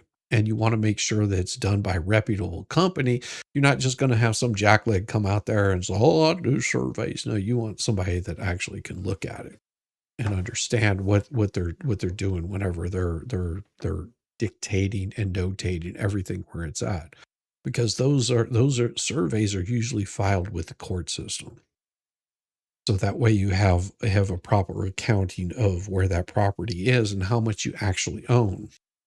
Jeremy Hale's earliest vids did the damage. Bad Tina suddenly realized accountability was coming. Best defense attack. was it before Lynette moved there? Because remember, we moved there first, and then she followed our footsteps to the campground first, like we did, and then on. You get some rest, and we will see you tomorrow. We will see you tomorrow. You get some lovely rest. To the property, which she later testifies and confirms. That. Now you understand, Justin's trying to go. No, they didn't stalk him here. Lynette and Crook lived here first. He's bought into the lies. How stupid. He sets it up to, Jeremy and George were here first, and then Lynette and Crook followed. He has no clue. He is proving the stalking. He has no concept, no clue what he got himself into. And again, he's only as good as what his clients share with him and what the attorney who's due shares with him. This is supposed to be an officer of the court, and he's supposed to take his word as truth, not realizing that Deuce is a. Well, that doesn't surprise me, because it's more than just throwing sticks in the ground. It's trust me. It's if Jeremy paid for survey, they found encroachments when they got the keys. Yeah. Yeah. Yeah. Please hit that like button. Check if you're still subscribed to Shizzywhiznut. He really appreciates all your support. If you are able, perhaps send a super chat or gift membership, or send some nice home baked cookies. Those are always appreciated too. Compulsive liar debunks himself and contradicts himself and is very unethical. Justin then asks Tina, says, how many people live in your neighborhood? And she's like, I don't know. I don't know. And finally she's like, maybe 100, which, let me be clear, there's 60, I forget how many registered voters. 60 Last year it was, or was it 80? 71. Okay, 70 in between. Not even 100 people live in Otter Creek. All right, and so, and he goes, in your entire neighborhood? He goes, what about the county? And she goes, oh, it's a big county. There's lots of, by the way, it's just over 40,000 in Levy County as a whole. And like the county has anything to do with this, we're in Otter Creek. This is where it's We're all in a happening. tiny ghost town. Where you don't take a child with a metabolic disorder. By the way, there was fake crying. There was fake crying. Now, jumping I'm sure ahead it was. again. Okay, I know. But I do want to point out, in the county, in Levy County alone, there are 0 hospitals. None. 0. None. So for someone to say they moved to Levy County for a sick child, that's debunked right there. She moved her further away from her metabolic team, which was like 3.5 hours. My favorite question, which came next in my notes, it might be different than yours. Keep in mind, Rama says, I would send home baked cookies. By the time Shizzy got them, they would be crumbs. They probably would be. How about scones and cream and jam? They would probably be just as bad. I feel stalked. Does anyone remember what Clark's car looks like? I think it's blue with a red racing stripe. So if it's not blue with a red racing stripe, it's probably not him. At least that's what I told him to get. When he asked the neighbor, or it could be a white car. I don't know. I forgot. There was somebody else I was telling to get a blue one with a red racing stripe. So it could be the white car. It could be black or gray or grayish black. Don't worry about it. When asked neighborhood, I don't think the whole town. I think like my block. Yeah. That's yeah. If I thought about my whole neighborhood, ooh, just in my county alone, I think we have probably close to more than 500,000. I mean, if you look at like Fulton County, it's got what, 1.2 million, something like that. I mean,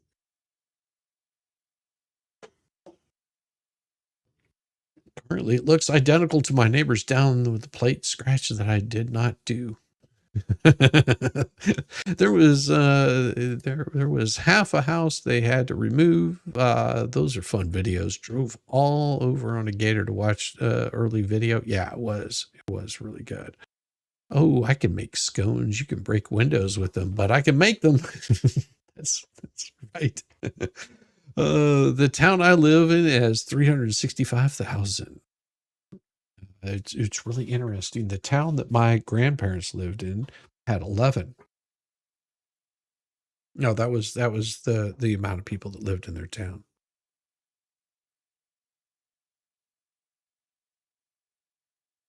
11 people. And I spent a lot of time there. Yeah, Kathleen says that's the population of Wyoming. Yeah, pretty much. there's so much going on, and I'm just trying to write as fast as possible. And that's why George is in there writing as fast as possible, because when I'm writing and I miss a question, she can get it, and so we're trying to get this. And Justin asked Tina, do you interact with your neighbors? And she goes, no. Nobody likes Tina. Being called posh. Nobody in Otter Creek. They hate her. She's a backstabbing gossip that nobody can stand. And then she goes, well, we may say hi. Really? Because we're greeted with fingers flicking us off. Typically with the 16-year-old grandson. Or with a drunk husband with a chainsaw. That's how we're greeted in Otter Creek. She does say no, not really, Yeah. which kind of contradicts what she says next. But prior to him asking, do you interact with the neighbors, he did ask, can you describe the plots of land? And she responds with, well, they're large plots. They're not real close. He has no concept of what he's even talking about. Yeah. She describes it as like plots instead of acres, but Well, I mean, there would be plats or plots. I mean, our city has 137,000 population. Yeah, I mean, I could look. I could actually pull up how many people live in my county. And now, like in my neighborhood, I don't know, a few thousand, maybe. the way she tried to describe it was she was saying that they're not real close. And so he goes on to ask, what was it like? What was it like to have Jeremy Hales move there? And then In my county, we have 765,000. 765,000 in my county.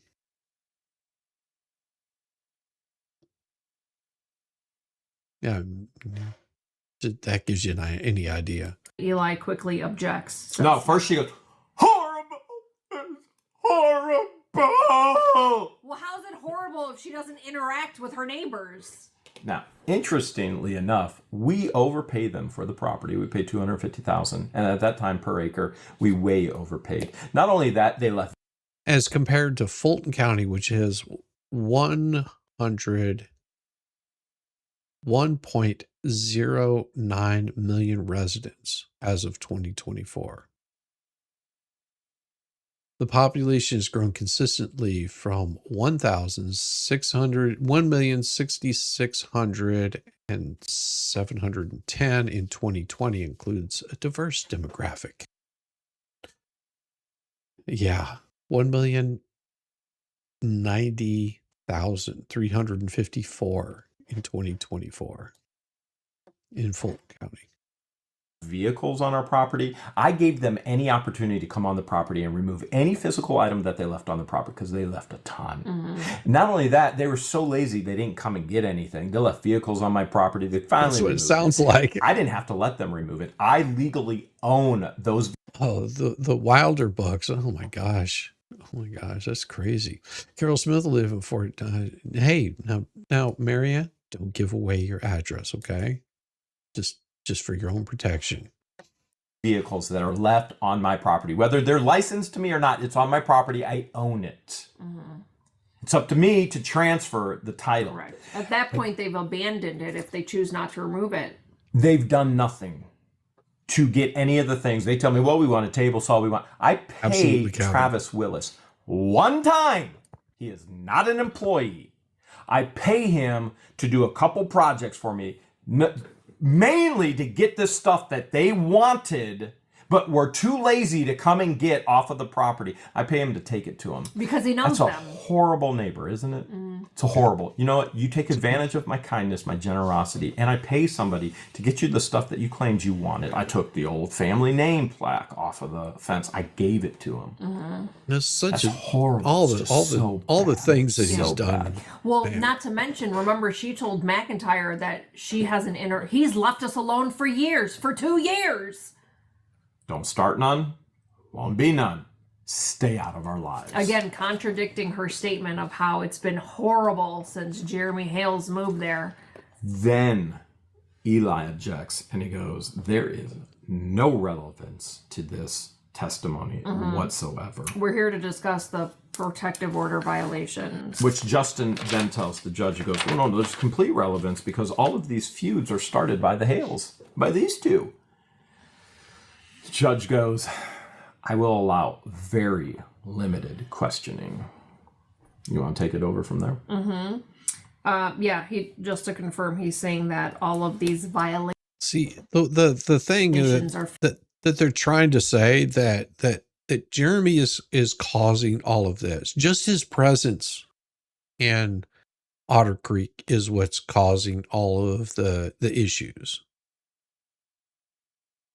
No, they would just find somebody else. That's what is so hard to understand. It's not Jeremy. It just he's the easiest punching bag that they can go for. Because why not? I mean, he's not going to put up with their crap. He's not going to sit there and play nice to people that are being vicious to him or trying to use him. And that pisses them off more than anything. That it's the same. You can see the same behavior with the fleas. If somebody becomes useless to them, they toss them aside like they're garbage. And you've seen them do it. I mean, they did it with who was her old mod that went off and was just like, I don't want to be any part of this group anymore because they're just basically using me. I mean, you have to understand that people are just like, they don't like being used as pawns in your little game, Lisa. And you use them because you're incapable of doing things for yourself. So you just use them up and then toss them aside whenever they're not useful to you anymore. Yeah, Stacy Nat. And it's sad to see. I mean, even people that agree with you, if you're not useful to them anymore, you're out. And they'll latch on to the next thing that they can that becomes useful. So bad. Fueled by you. Good night, but it's Ozark like Killer. no one can force anyone to violate Good night, Me anything. Too's. All they have to do is ignore us. If they feel that we're weaponizing the PO or instigating it, wouldn't it be easy to just ignore us or turn around and go the other way? No one can make it. I didn't make Lynette roll down the window and communicate with me. Oh, I'm getting ahead of myself. You're getting ahead now. I am getting ahead of myself. That was definitely addressed. Oh, Flutter, and yo, so yeah. He's saying that Lynette and Crook aren't the ones instigating it, but they are by communicating. When all they have to do is look the other way and stay 500 feet and not communicate. And then he goes on to saying that the testimony is relevant. And then just confirm what you said. The judge said, I will allow limited questions about it. So then Justin asks her, why is Jeremy Hales a bad neighbor? And he says, subscribe to me. What does horrible mean? Mm-hmm. And then she gives a weak answer about YouTube content. Yeah, she says, it started with me and my husband for content. I have videos from my security system. I was the one that was on the road with the 10-foot video. JH pulled up and harassed him immediately. When did we ever force Brian Haley to get runk, trespass on our property, and then destroy a piece of our property? After the survey was done. Oh, yeah. When did we force them to refuse a survey, even though it was their responsibility to do? But then we said, okay, we'll come and do it. When did we ever force them to do any of the despicable things that they have done? Which, by the way, this is what you call founder syndrome. I would have never ever purchase this property if I knew that somebody who was selling it was right next door to it, because they think they still own it because they spent so many years on it. It's founder syndrome. I didn't know there was a term for that, which is crazy. And I'll tell you a little story. My wife and I, the first house that we owned, we put a lot into that house. I mean, we're talking about I remodeled 3 rooms on it, put in like French doors that went out on the back deck. My wife was constantly in the garden, and we took pride in our lawn. All of the really interesting things that you do whenever you own a home. My wife had flowers planted that were just absolutely gorgeous. Like springtime comes around and all the blooms would come out, and And I remember, you know, she was like, oh, I want to see what the old house looks like. We drove by there and it was so trashed. I mean, the front yard was trashed. The flowers had all been dug up, and they threw down gravel where the flowers used to be, and it would just look bleak. And she was just like, oh. I was like, yeah, we don't live here anymore. We don't live here anymore. I'm not stressing over it. She was like, but it just, oh my gosh, all the work I was like, oh, see, no, I'm not giving him credit. I didn't realize there was a name for it until he said something about it.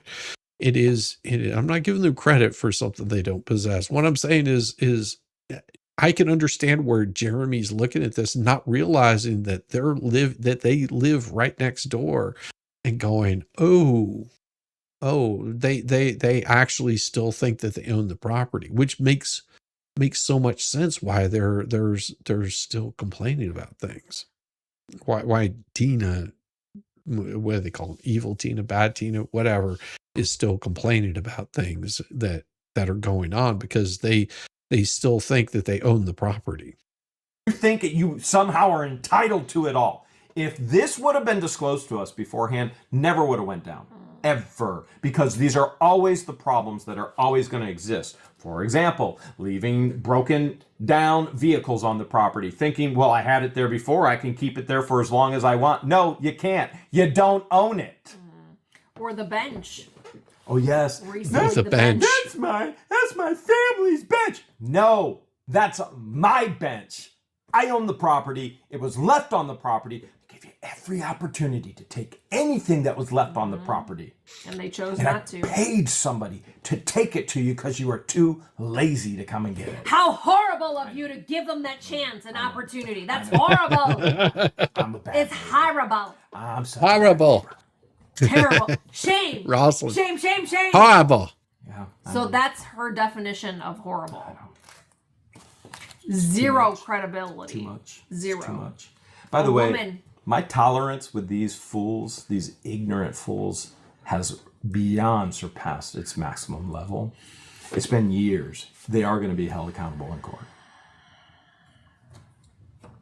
Okay. So then she goes on to cry about YouTube content, blah, blah, blah, which we've been vlogging our lives since I've I'm going to skip some of this. met you back in. She said about all the residents of Otter Creek who told Mac and I, don't let him get this video. We don't want him to get this video. They did it. Never done anything to him. So she's playing victimese again. And so she talks about how she has security cameras of JH going after her and Lynette. Where are those videos? Where are the videos of Jeremy going after her and Lynette?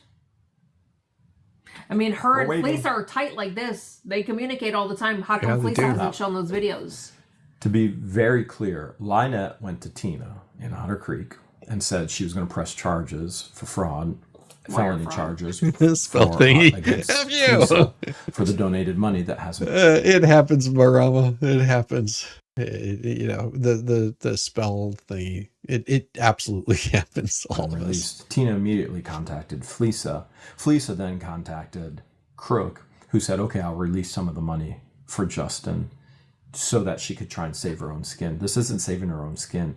The bankruptcy court, the federal court, is now going after the money that was paid for Justin. Justin's not getting paid for any of this. He just doesn't know it yet. They're going to recover all the funds. And Fleesa is going to have felony charges. She will absolutely be jailed. It's just a countdown to when.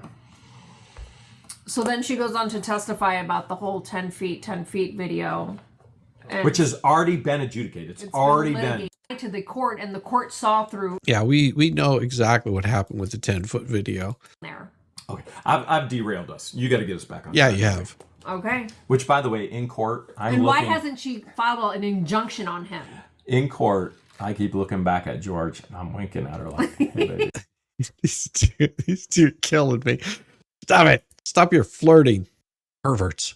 Made the decision to use those words and then try to lie to the courts and say that he said it to Lynette.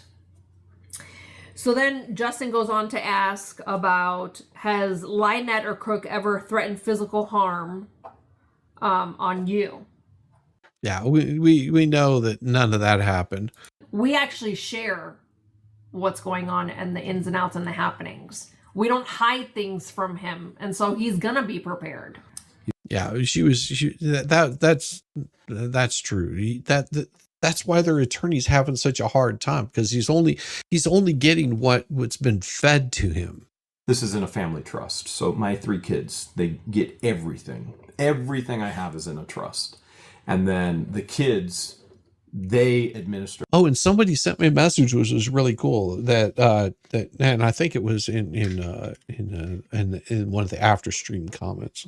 I don't remember who it was. And thank you for saying that. 2025, he's able to buy it back for $1. Or 2050, sorry, 2050, he's able to buy it back for $1. That cell tower. It's so good that you guys get that. Question: why would bankruptcy court take the funds from the lawyer? Wouldn't they just add that to the total owed, pin that on Felicia or Lynette? Because, okay, and I'll explain this in a very, very poignant way. So all of the money that was raised on behalf of Lynette, the child, John Cook, all of those funds that were raised is part of what they call an estate. Now you're thinking of an estate as far as like a big place where a house sits. No, in legalese, an estate is that trust. It is where that money goes. So with all of that money that's sitting there, if they're using that money for, it doesn't matter what they use it for now. She's claimed that she doesn't own that money, that she never had that money. Whenever the bankruptcy court comes in and they see that there was a fundraiser, or crowdfunding or donations or anything like that, all of that money has to be accounted for. If that money went to pay that attorney in another state over something and she didn't claim it, whenever they discover that money, whenever they pull that money, they claw it back into the estate. Same as if she would have purchased a house in the process of doing her bankruptcy. They would take the house, they would sell the home, and they would bring that money right back in. That's how they reconcile a bankruptcy. There you go. An estate is the net wealth of your life. Very well put, Calvin. Thank you very much. But yeah, that's why they're saying that money will come back. I agree. Accept it in good faith. The money was not honest in the pain of it. Absolutely. That is so correct. And, here's what I'm going to do, because the rest of this is there's more coming. There's more that came out today. If you haven't seen it, go check it out. Go give it some views, because it's very interesting what they're saying. And all of this stuff it's not like Jeremy's going to pull all of this down. This is his recollection of what happened in the court, because they're not allowed to record. So they're just basically reporting what happened in the court. Okay, good answer. Well, thank you. The fleas. Oof. Last night, they decided to have this group of morons on again. And you have to remember that they're not telling a story. They're just making a shit show out of every case. Every hearing, every live stream, every public record, and every person that they don't like. And then they just pour it in a solo cup and call it evidence. And that's what this garbage is that they're doing. Because every single time that the facts start beating their asses, they do the same thing over and over, over and over again. They just make the circle bigger. They add more names, they add more villains, they add more because they have not been able to win on the facts. And so they try to win by muddying it up all over the place, just like pigs in a swell. But that's how they try to rope in outside people too, not because people are parties or that they filed anything or that they even belong in a case. It's because these idiots think that commentary is participation. They also think that criticism is conspiracy and proximity is guilt. In their world, if you talk about it, that you're just as guilty as the rest of them, unless you're siding with them. That's their whole game. Their whole game is to confuse the audience. They widen out the cast, and then they blur the facts. Because they believe that they're in the right, because if they're wrong, well, I guess the best way to put it is they just like to stand in the spotlight, rub shit all over their face, and yell, "Look at how smelly it is." Well, we see the shit. We also see the dumbasses holding it, smearing it all over themselves. So separate out the slop, because you know that they're not going to. Because remember, first thing that they started talking about last night was all the horrible stuff that Megan was doing. They bring in the Ohio matter because they keep talking about it like it's some grand revelation that Jeremy is the villain, the judge is biased, poor John and Michelle are just innocent little forest creatures being hunted by a wicked empire of the court. But see, that's their Disney version of it, the little baby bottle version. That's the version people who think court analysis means screaming over each other while they're grifting for money. The real issue is, and has been, a protection order in Ohio. The hearing was about a violation of that order. It included third-party violations and whether it should be extended for another 5 years. But see, they don't want you to know that. They want to just kick it under the couch and say, it was never here. Because we already know that they've been found in violation of those protective orders. So it's not Jeremy inventing drama because he got bored and ran out of hobbies. It's just some imaginary fantasy prosecution that they're cooking up.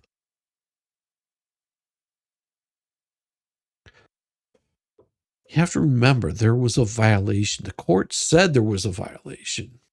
So whenever they get on the stream and they start acting like Jeremy is the one that's obsessed, understand how stupid that really sounds. Because if there was already a protection order, if there were already findings of violations, if third-party violations were part of the concern, and if enforcement has been weak, then the protected party, Jeremy, George, speaking up is not the scandal that they want it to be.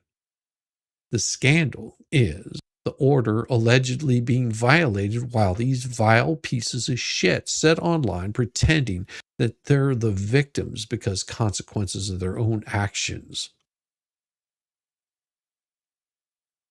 Well, let's go to Florida where they really start, starting with the legal fuckery. The Florida federal lawsuit, the one in front of the district judge, the one that Jeremy filed against multiple people, Fed 2, is a completely separate matter from the Ohio. It's a separate court, separate issues, separate postures, separate box of crayons. But see, they want to blend in Ohio and Florida together because the facts are their natural predator. Paint Chip, bless his little recycled bow-tied heart, is right in the middle of that one.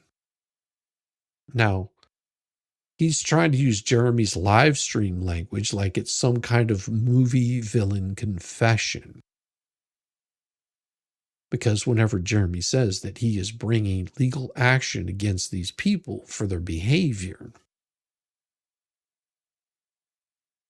they think that that's some sort of blockbuster film of mean words. Having that argument is still an argument. It's still an interpretation. Whenever Paint Chips is screaming about this, he's just trying to wrap his little legal fee-fees up in bullshit, sell it like it came with a judge's autograph. And he will say it with a whole bunch of confidence, too. And you just remember that he is not an attorney anymore. You know, it's whenever he's sitting there going, I discovered Rule 201. It's like he knows anything about it just because he read the rule. That's not how it works. It's not how any of this works. What makes it the most funny out of all of it is the chest thumping. It's that little grand law wizard act. The courtman shaman, as you might think. He's not delivering any sacred legal wisdom.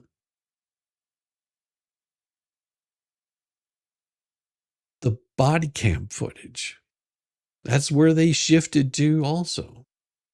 Evil campaign, private family matter, maliciously exposed by wicked internet hobgoblins. So evil. But that wasn't the setup either. It came from a 911 call that started at Fleece's place. Bootlicker was staying there. Her grandson ran off.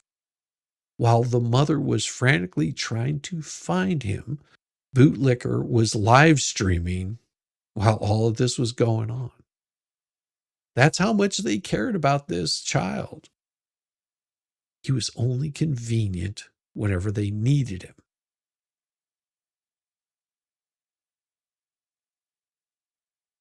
If it was such an emergency, such a concern, I don't know why you would be on stream.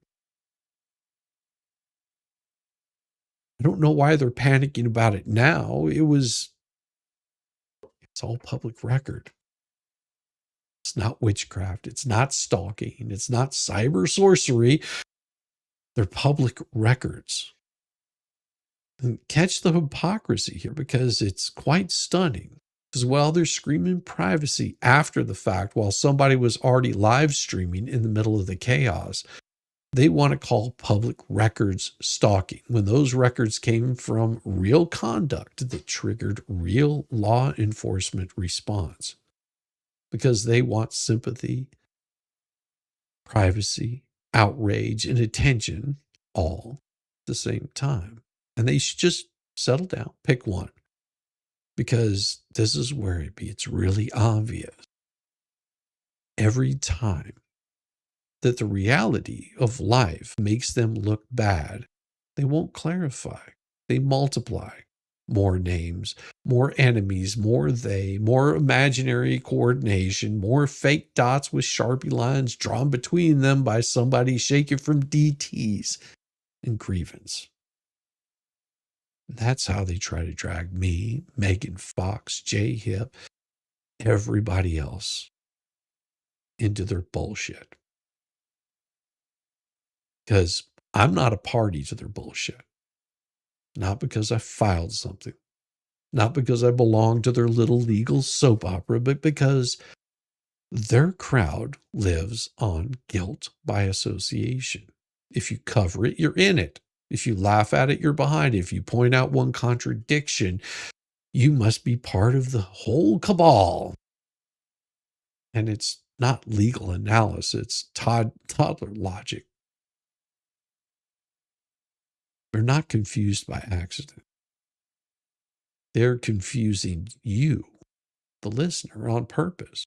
because they will blur the Ohio protection order with Florida federal lawsuit. They'll blur lawful public records with stalking, live stream commentary with legal participation. They will blur outside coverage with their little party status. They even blur their own role starting shit. They blur cause and effect. They blur everything. Because once the whole picture gets muddy enough, they think that the audience will stop asking the most basic questions in the world. Is it even the same case? Because no, they're not. And that's the scam. So here's the truth in one straight line. There's an Ohio matter involving an existing protection order, prior findings of violation, ongoing concerns, including third-party violations, and whether that order should continue. There's a separate Florida federal lawsuit involving multiple people. And where Paint Chip is trying to spin Jeremy's public statements into some grand, evil-intended bullshit.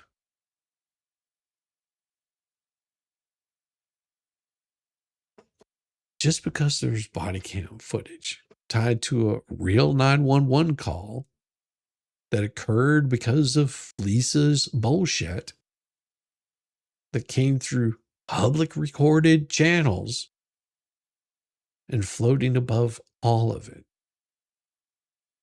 is a live stream peanut gallery trying to turn scrutiny into persecution, consequences into victimhood, and commentary into conspiracy. Because they don't do any of the truth telling. There's no analysis that they do. There's not some brave legal expose that they're about to kick down the door with. They're taking facts that make them look like the pieces of shit they are. And they run that shit right through a dirty little spin cycle, and they try to hand the audience a fresh-smelling lie. Funniest part? Because once you start separating all those cases, line up the facts, and stop letting the dumbest people in the room tell you what the truth is.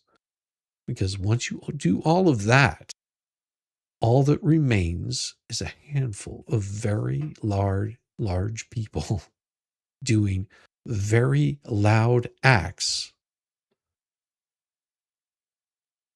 trying to frame it with legal terms and their own hurt feelings. And then they just hot glue those random names onto the project every time they start to look stupid. And it has been looking stupid for quite some time. And so I think it's time that we have a nice little open letter. And I know that you guys will appreciate it because, well, you always seem to appreciate the open letters. But before I do that, we're going to play a nice little video that I think you will enjoy. Matter of fact, I think you might enjoy it quite a bit. Let's see. No, that's not the video. I think I have it here, though. Doggone it. I'm so bad at this. I need to get better at the YouTube stuff, you know. I think Stupid Dave is right. I'm failing. I'm failing at being able to do these kinds of things. Where is it? Well, no, we'll just do the disclaimer. I think that works better. Yeah. Everything shown on this stream is either publicly available material, content that was previously posted by the original source, or my own protected commentary and opinion. Any documents, screenshots, or excerpts are redacted and displayed in compliance with YouTube's community guidelines. This stream is for documentation, criticism, analysis, and public discussion. It is most explicitly not for harassment, not exploitation, and not arousal. I did not hack anything, intercept anything, steal anything, or sneak around like a raccoon in a dumpster. Everything here was lawfully obtained or sourced with consent. This is also not cyberstalking for the mental midgets out there, meaning repeated targeted behavior toward a specific person, and that would cause a reasonable person substantial emotional distress and serves no legitimate purpose. Commentary, criticism, documentation, and discussion of public material with a legitimate purpose do not meet that standard, no matter how pissed off it makes you. Being offended isn't a cause of action. Being uncomfortable isn't a crime. Making bad choices and then being shocked by the results is a personal journey, not a legal violation. Hurt feelings aren't illegal. Embarrassment isn't illegal. Consequences are not harassment. And your own behavior making you look bad because of your own choices is tragically 100% legal. Deal with it. Hey, don't know the difference between a fact and an opinion, and you're already rage typing in all caps. This may not be the stream for you, and if any of this is genuinely making you spiral and you are in the need of a voice on the other end, pick up the phone. In the US, you can call or text 988 to reach the Suicide and Crisis Lifeline for immediate support. Viewer discretion is advised. Oh yeah, here we go. Let's do it. See, I don't have my guess there, so let me remove that really quick. Why is that staying there? I'll just hide that. There we go. I think we need the music though, don't we? An open letter to the self-appointed courtroom geniuses who keep mistaking noise for strategy. There's something almost tender about watching people waddling back into federal court like it's an S&M dungeon that forgot to hang the safe word sign. Not because the effort is admirable, not because anything you wrote is coherent, but because every time one of you fucktards hits file, you seem to believe that you've just dropped a legal bombshell, when in reality you have mostly smeared shit on yourself and announced to the room that you still do not understand the difference between evidence, argument, theater, and a live stream hangover with citations stapled to your forehead.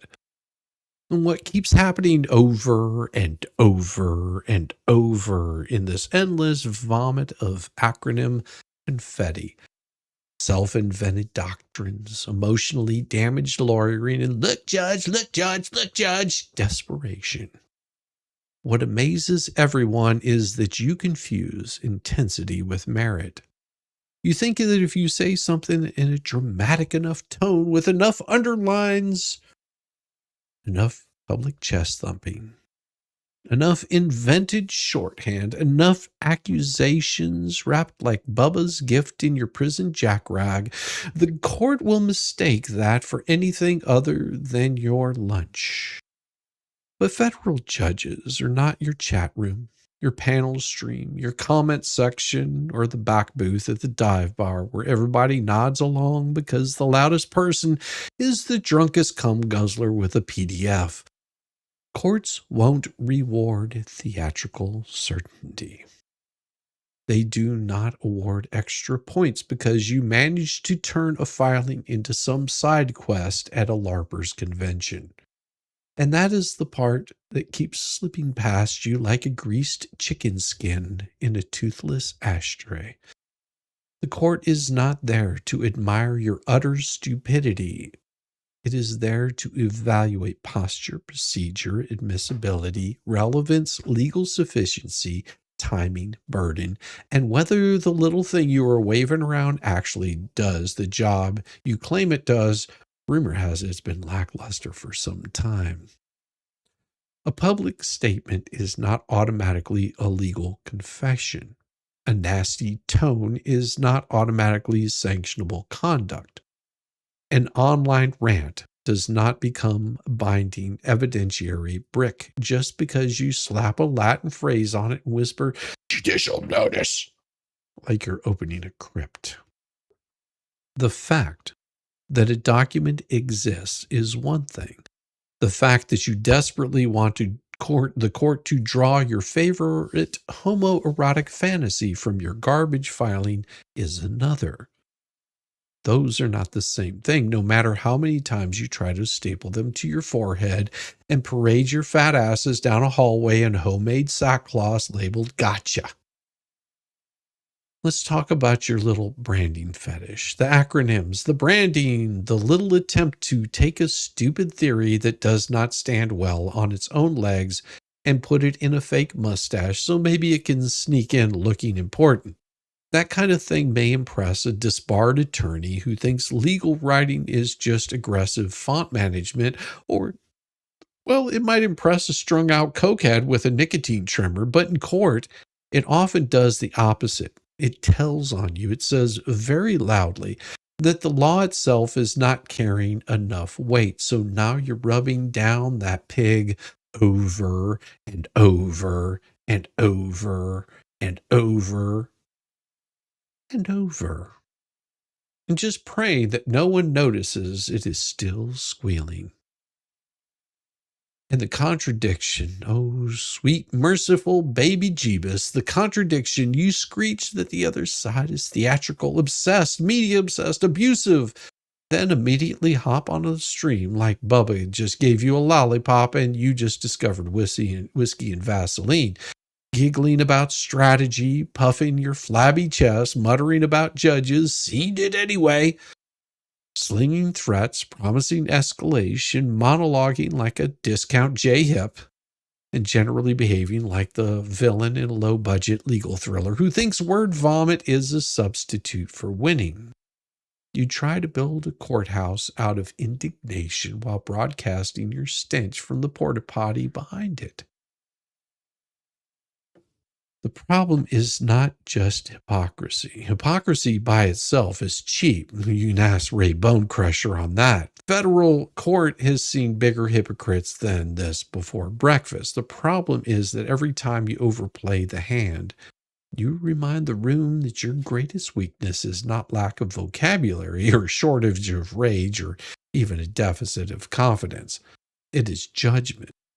Judgment in what to file, judgment in what to say publicly, judgment in how not to contaminate your own carefully packaged I'm a reasonable asshole routine by immediately wandering into YouTube and pounding on it harder and harder and harder and harder and harder. You keep demanding the court spot malice, obsession, spectacle somewhere else while dragging your own glittering unicorn jizz, gasoline, and idiot decisions straight through the record. That is why this keeps going sideways for dumbasses like you who mistake legal process for a stage prop because the court does not read what you filed. It sees you lacking a backbone. It sees motive leaking around the edges. You know about it leaking around the edges, I hear. It sees when a limited purpose appearance suddenly grows tentacles like a circle jerk and strikes trying to do 6 other jobs at once. It sees when a narrow request gets stuffed like a toothless hag with side arguments, emotional backstories, grand theories, future threats, and enough personal bile to qualify as a biohazard in a garage. It sees when someone is trying to sneak in entire sanctions fantasy through the side door under the polite little hat of a modest evidentiary request. And that, more than anything, is what you should worry about. Is the people who keep confusing volume for precision. Because you are not losing credibility because someone is being mean to you online. You're losing credibility because you keep volunteering fresh examples of exactly why the bullshit that you exist only exists on the other side. You keep trying to narrate yourselves as the adult in the room while behaving like raccoons fighting over chicken skins in a broke down golf cart. No one needs to be told every weakness in your filing, so that'd just be doing your homework for you. And frankly, I'm not in the business of spoon feeding people who keep trying to microwave eggs and call it cuisine. Let's just say this. When a person repeatedly tells the court, the public, and their own audience much more than they should, when they cannot resist the urge to explain the trick while standing under the stage lights, when they believe branding is law and theatrics are proof and outrageous analysis, they usually manage to create their own problems, much without any assistance from anyone else. You're doing that repeatedly, publicly, loudly, with the type of confidence usually found in a man zip-tying antlers to a lawnmower and insisting he has invented a horse. Giddy up, cowboy. So by all means, keep filing your garbage, keep streaming it, keep turning your emotional damage into a bloated morality play. Keep mistaking attention for traction and performance for persuasion. Keep waddling into serious proceedings with pockets full of homemade labels and wounded vanity, insisting this time the judge will finally be dazzled by the legal masterpiece that you assembled from your hurt feelings, your ego. And please include the public meltdown transcript, because at this point, you are the undisputed kings of self-inflicted wounds. Because this man files a motion, gets slapped, files again, gets slapped harder, files again, and somehow still comes back for more, like it's his kink, like it's over and over and over, just loves that rejection. The sanctions threats, the default judgments looming like storm clouds, those don't matter, because this dumpster fire of a human crawls back into the docket every time, pants down, begging for another round. It's almost romantic in a tragic chip lead paint kind of way. Just keep doing it, buddy. The court's starting to think that you enjoy the taste of bench slap over and over and over. But don't act surprised when the same basic problem follows you every single time. The court is looking for discipline, and you keep arriving dressed as a greased pig, looking thirsty. Signed, Shizzywhiznut, the drooling short-bus philosopher in the star-spangled helmet, who would hand assemble IKEA without therapy, but can spot a legal dumpster fire rolling downhill from 3 counties away, and proud owner of your mind paint chip. Who's your daddy? I think you know. I'm pretty sure that you know. Oh, I love my job. This is so glorious. Welcome to the shit show. Oh, yes. Every single day. You know it's true. A new flavor of fuckery.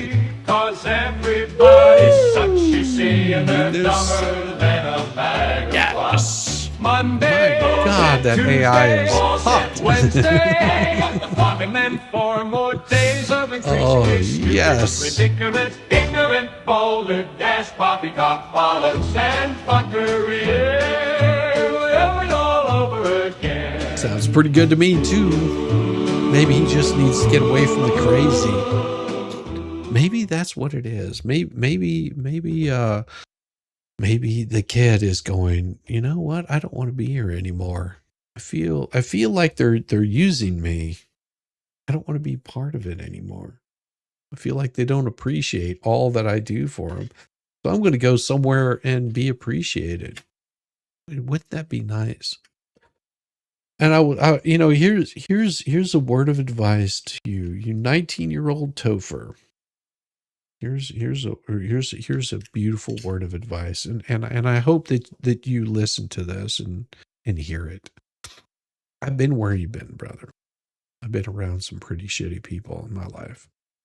Growing up, I was around some really shitty people that would just as soon see me, miserable, unhappy.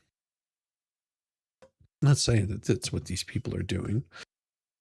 But there might be some that don't appreciate what you can do on your own.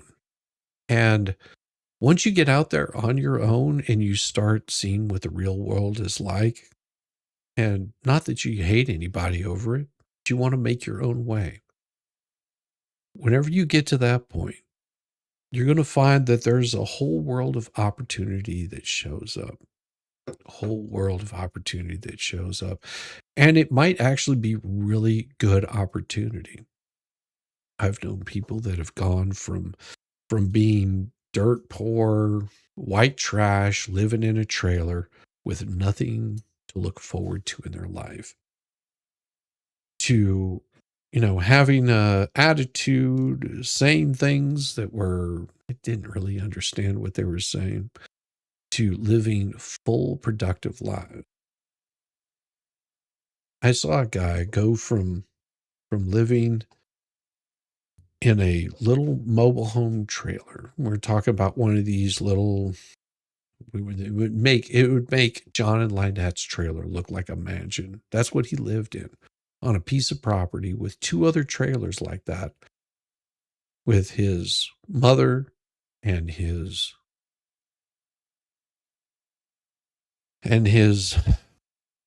brother, mother, sister, wife. It was a really weird situation. He went from living in this situation to working for a major radio station as their IT professional, raising 2 wonderful kids, having a wonderful wife, does motorcycle rides, enjoys his life, enjoys his family, enjoys his kids.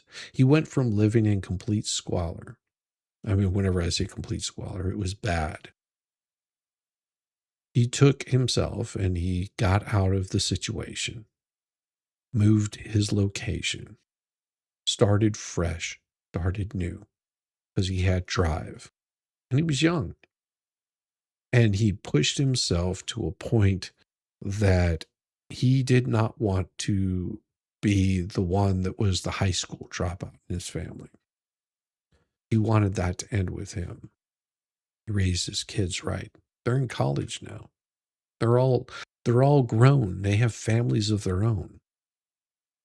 And he is a happy grandfather. And he still loved all of his family, but he moved himself out of that situation and grew up. And whenever, in all of that, all of the shit that this guy saw, and it was a lot of bad shit, he was able to pull himself out of that and become just well established and enjoys his life. And I think you can do that too, Topher. Don't let these people bring you down. Don't worry about their stupid craziness. There's better things out there for you. So, best of luck to you, Topher. May you find peace wherever it is that you end up. Good luck to you, brother. Oh, a gator farm with exotic animals with no known 501c3 listed. The grandmother has some 501c3 that are also questionable, and I'm pretty sure they used Tori, which is the one I'm speaking of. Actually kept and updated their outhouses. Yeah. Hey, my grandparents were using an outhouse all the way up until 1986. My grandparents had an outhouse. Yeah. Yeah, it was quite interesting. I don't know anything about Topher, don't really care.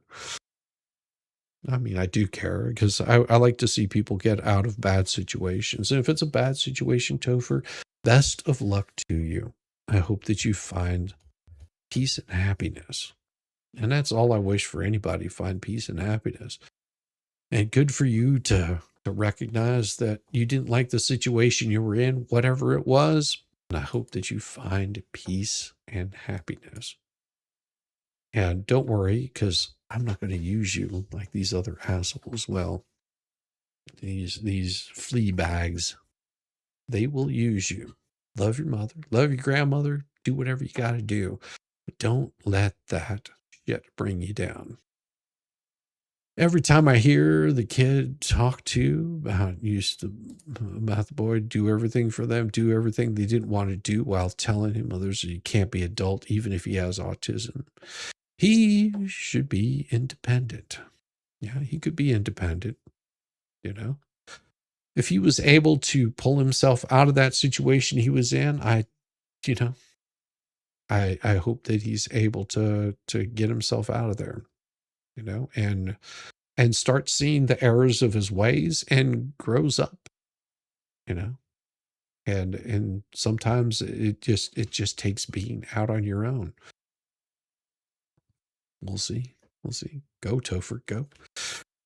Do your thing, brother. All right. So with that, everyone, I will see you tomorrow. It's going to be a beautiful day. I've got I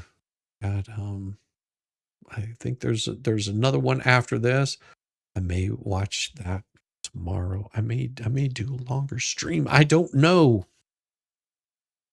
He made a very adult decision to leave. Hey, I don't know. Like I said, I don't know the situation surrounding it. I knew, though, that his mother's worried about him.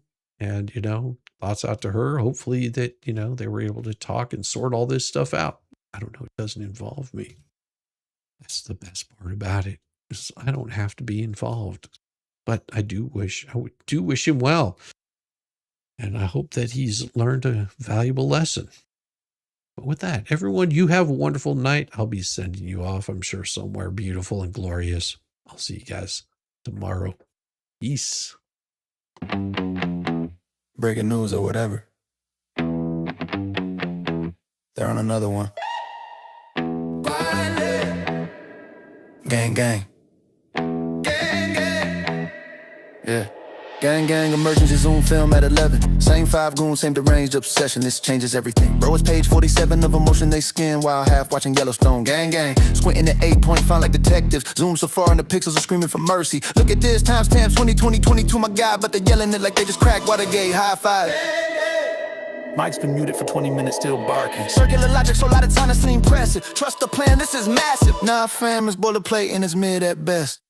Gang, gang. Self-appointed outrage squad patting each other like they personally ended corruption. Gang. Dropping bombshell tea that's been sitting in pieces since breakfast. Gang, gang. Moral high ground speed run, they'll flip the script the second it's convenient. Gang. Same PowerPoint presentation, new day, same brain dead narration. Gang, gang. We're not obsessed, we're just passionate. 3-hour living yesterday's hoodie, passion in my ass. Why is he even breathing right now? Says the guy refreshing notifications every 14 seconds. Gang, gang. Playing lawyer on God mode, reading comprehension. Stuck in elementary, confidence in the stratosphere. Case dismissed. They're screaming to the void. Motion still pending, but go off, I guess. Disagree? Obviously a paid shill. Actually read the filing, deep state plan. Laugh at them, you're clearly compromised too. Exist in the same zip code, suspicious behavior. Notify the group chat. Gang, gang, gang, gang. Tighter circle, smaller brain. Gang, gang. Echo chamber finally running out of oxygen. Gang, gang.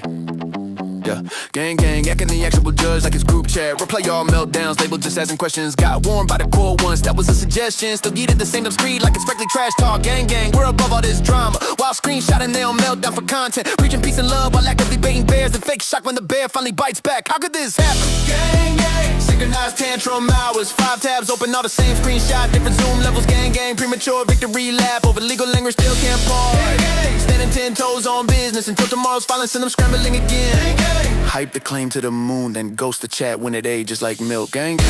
Gang, gang, gang, gang. Gang, gang. Refresh. Gang, gang. Gang, gang, gang. See y'all same time tomorrow. Don't be late.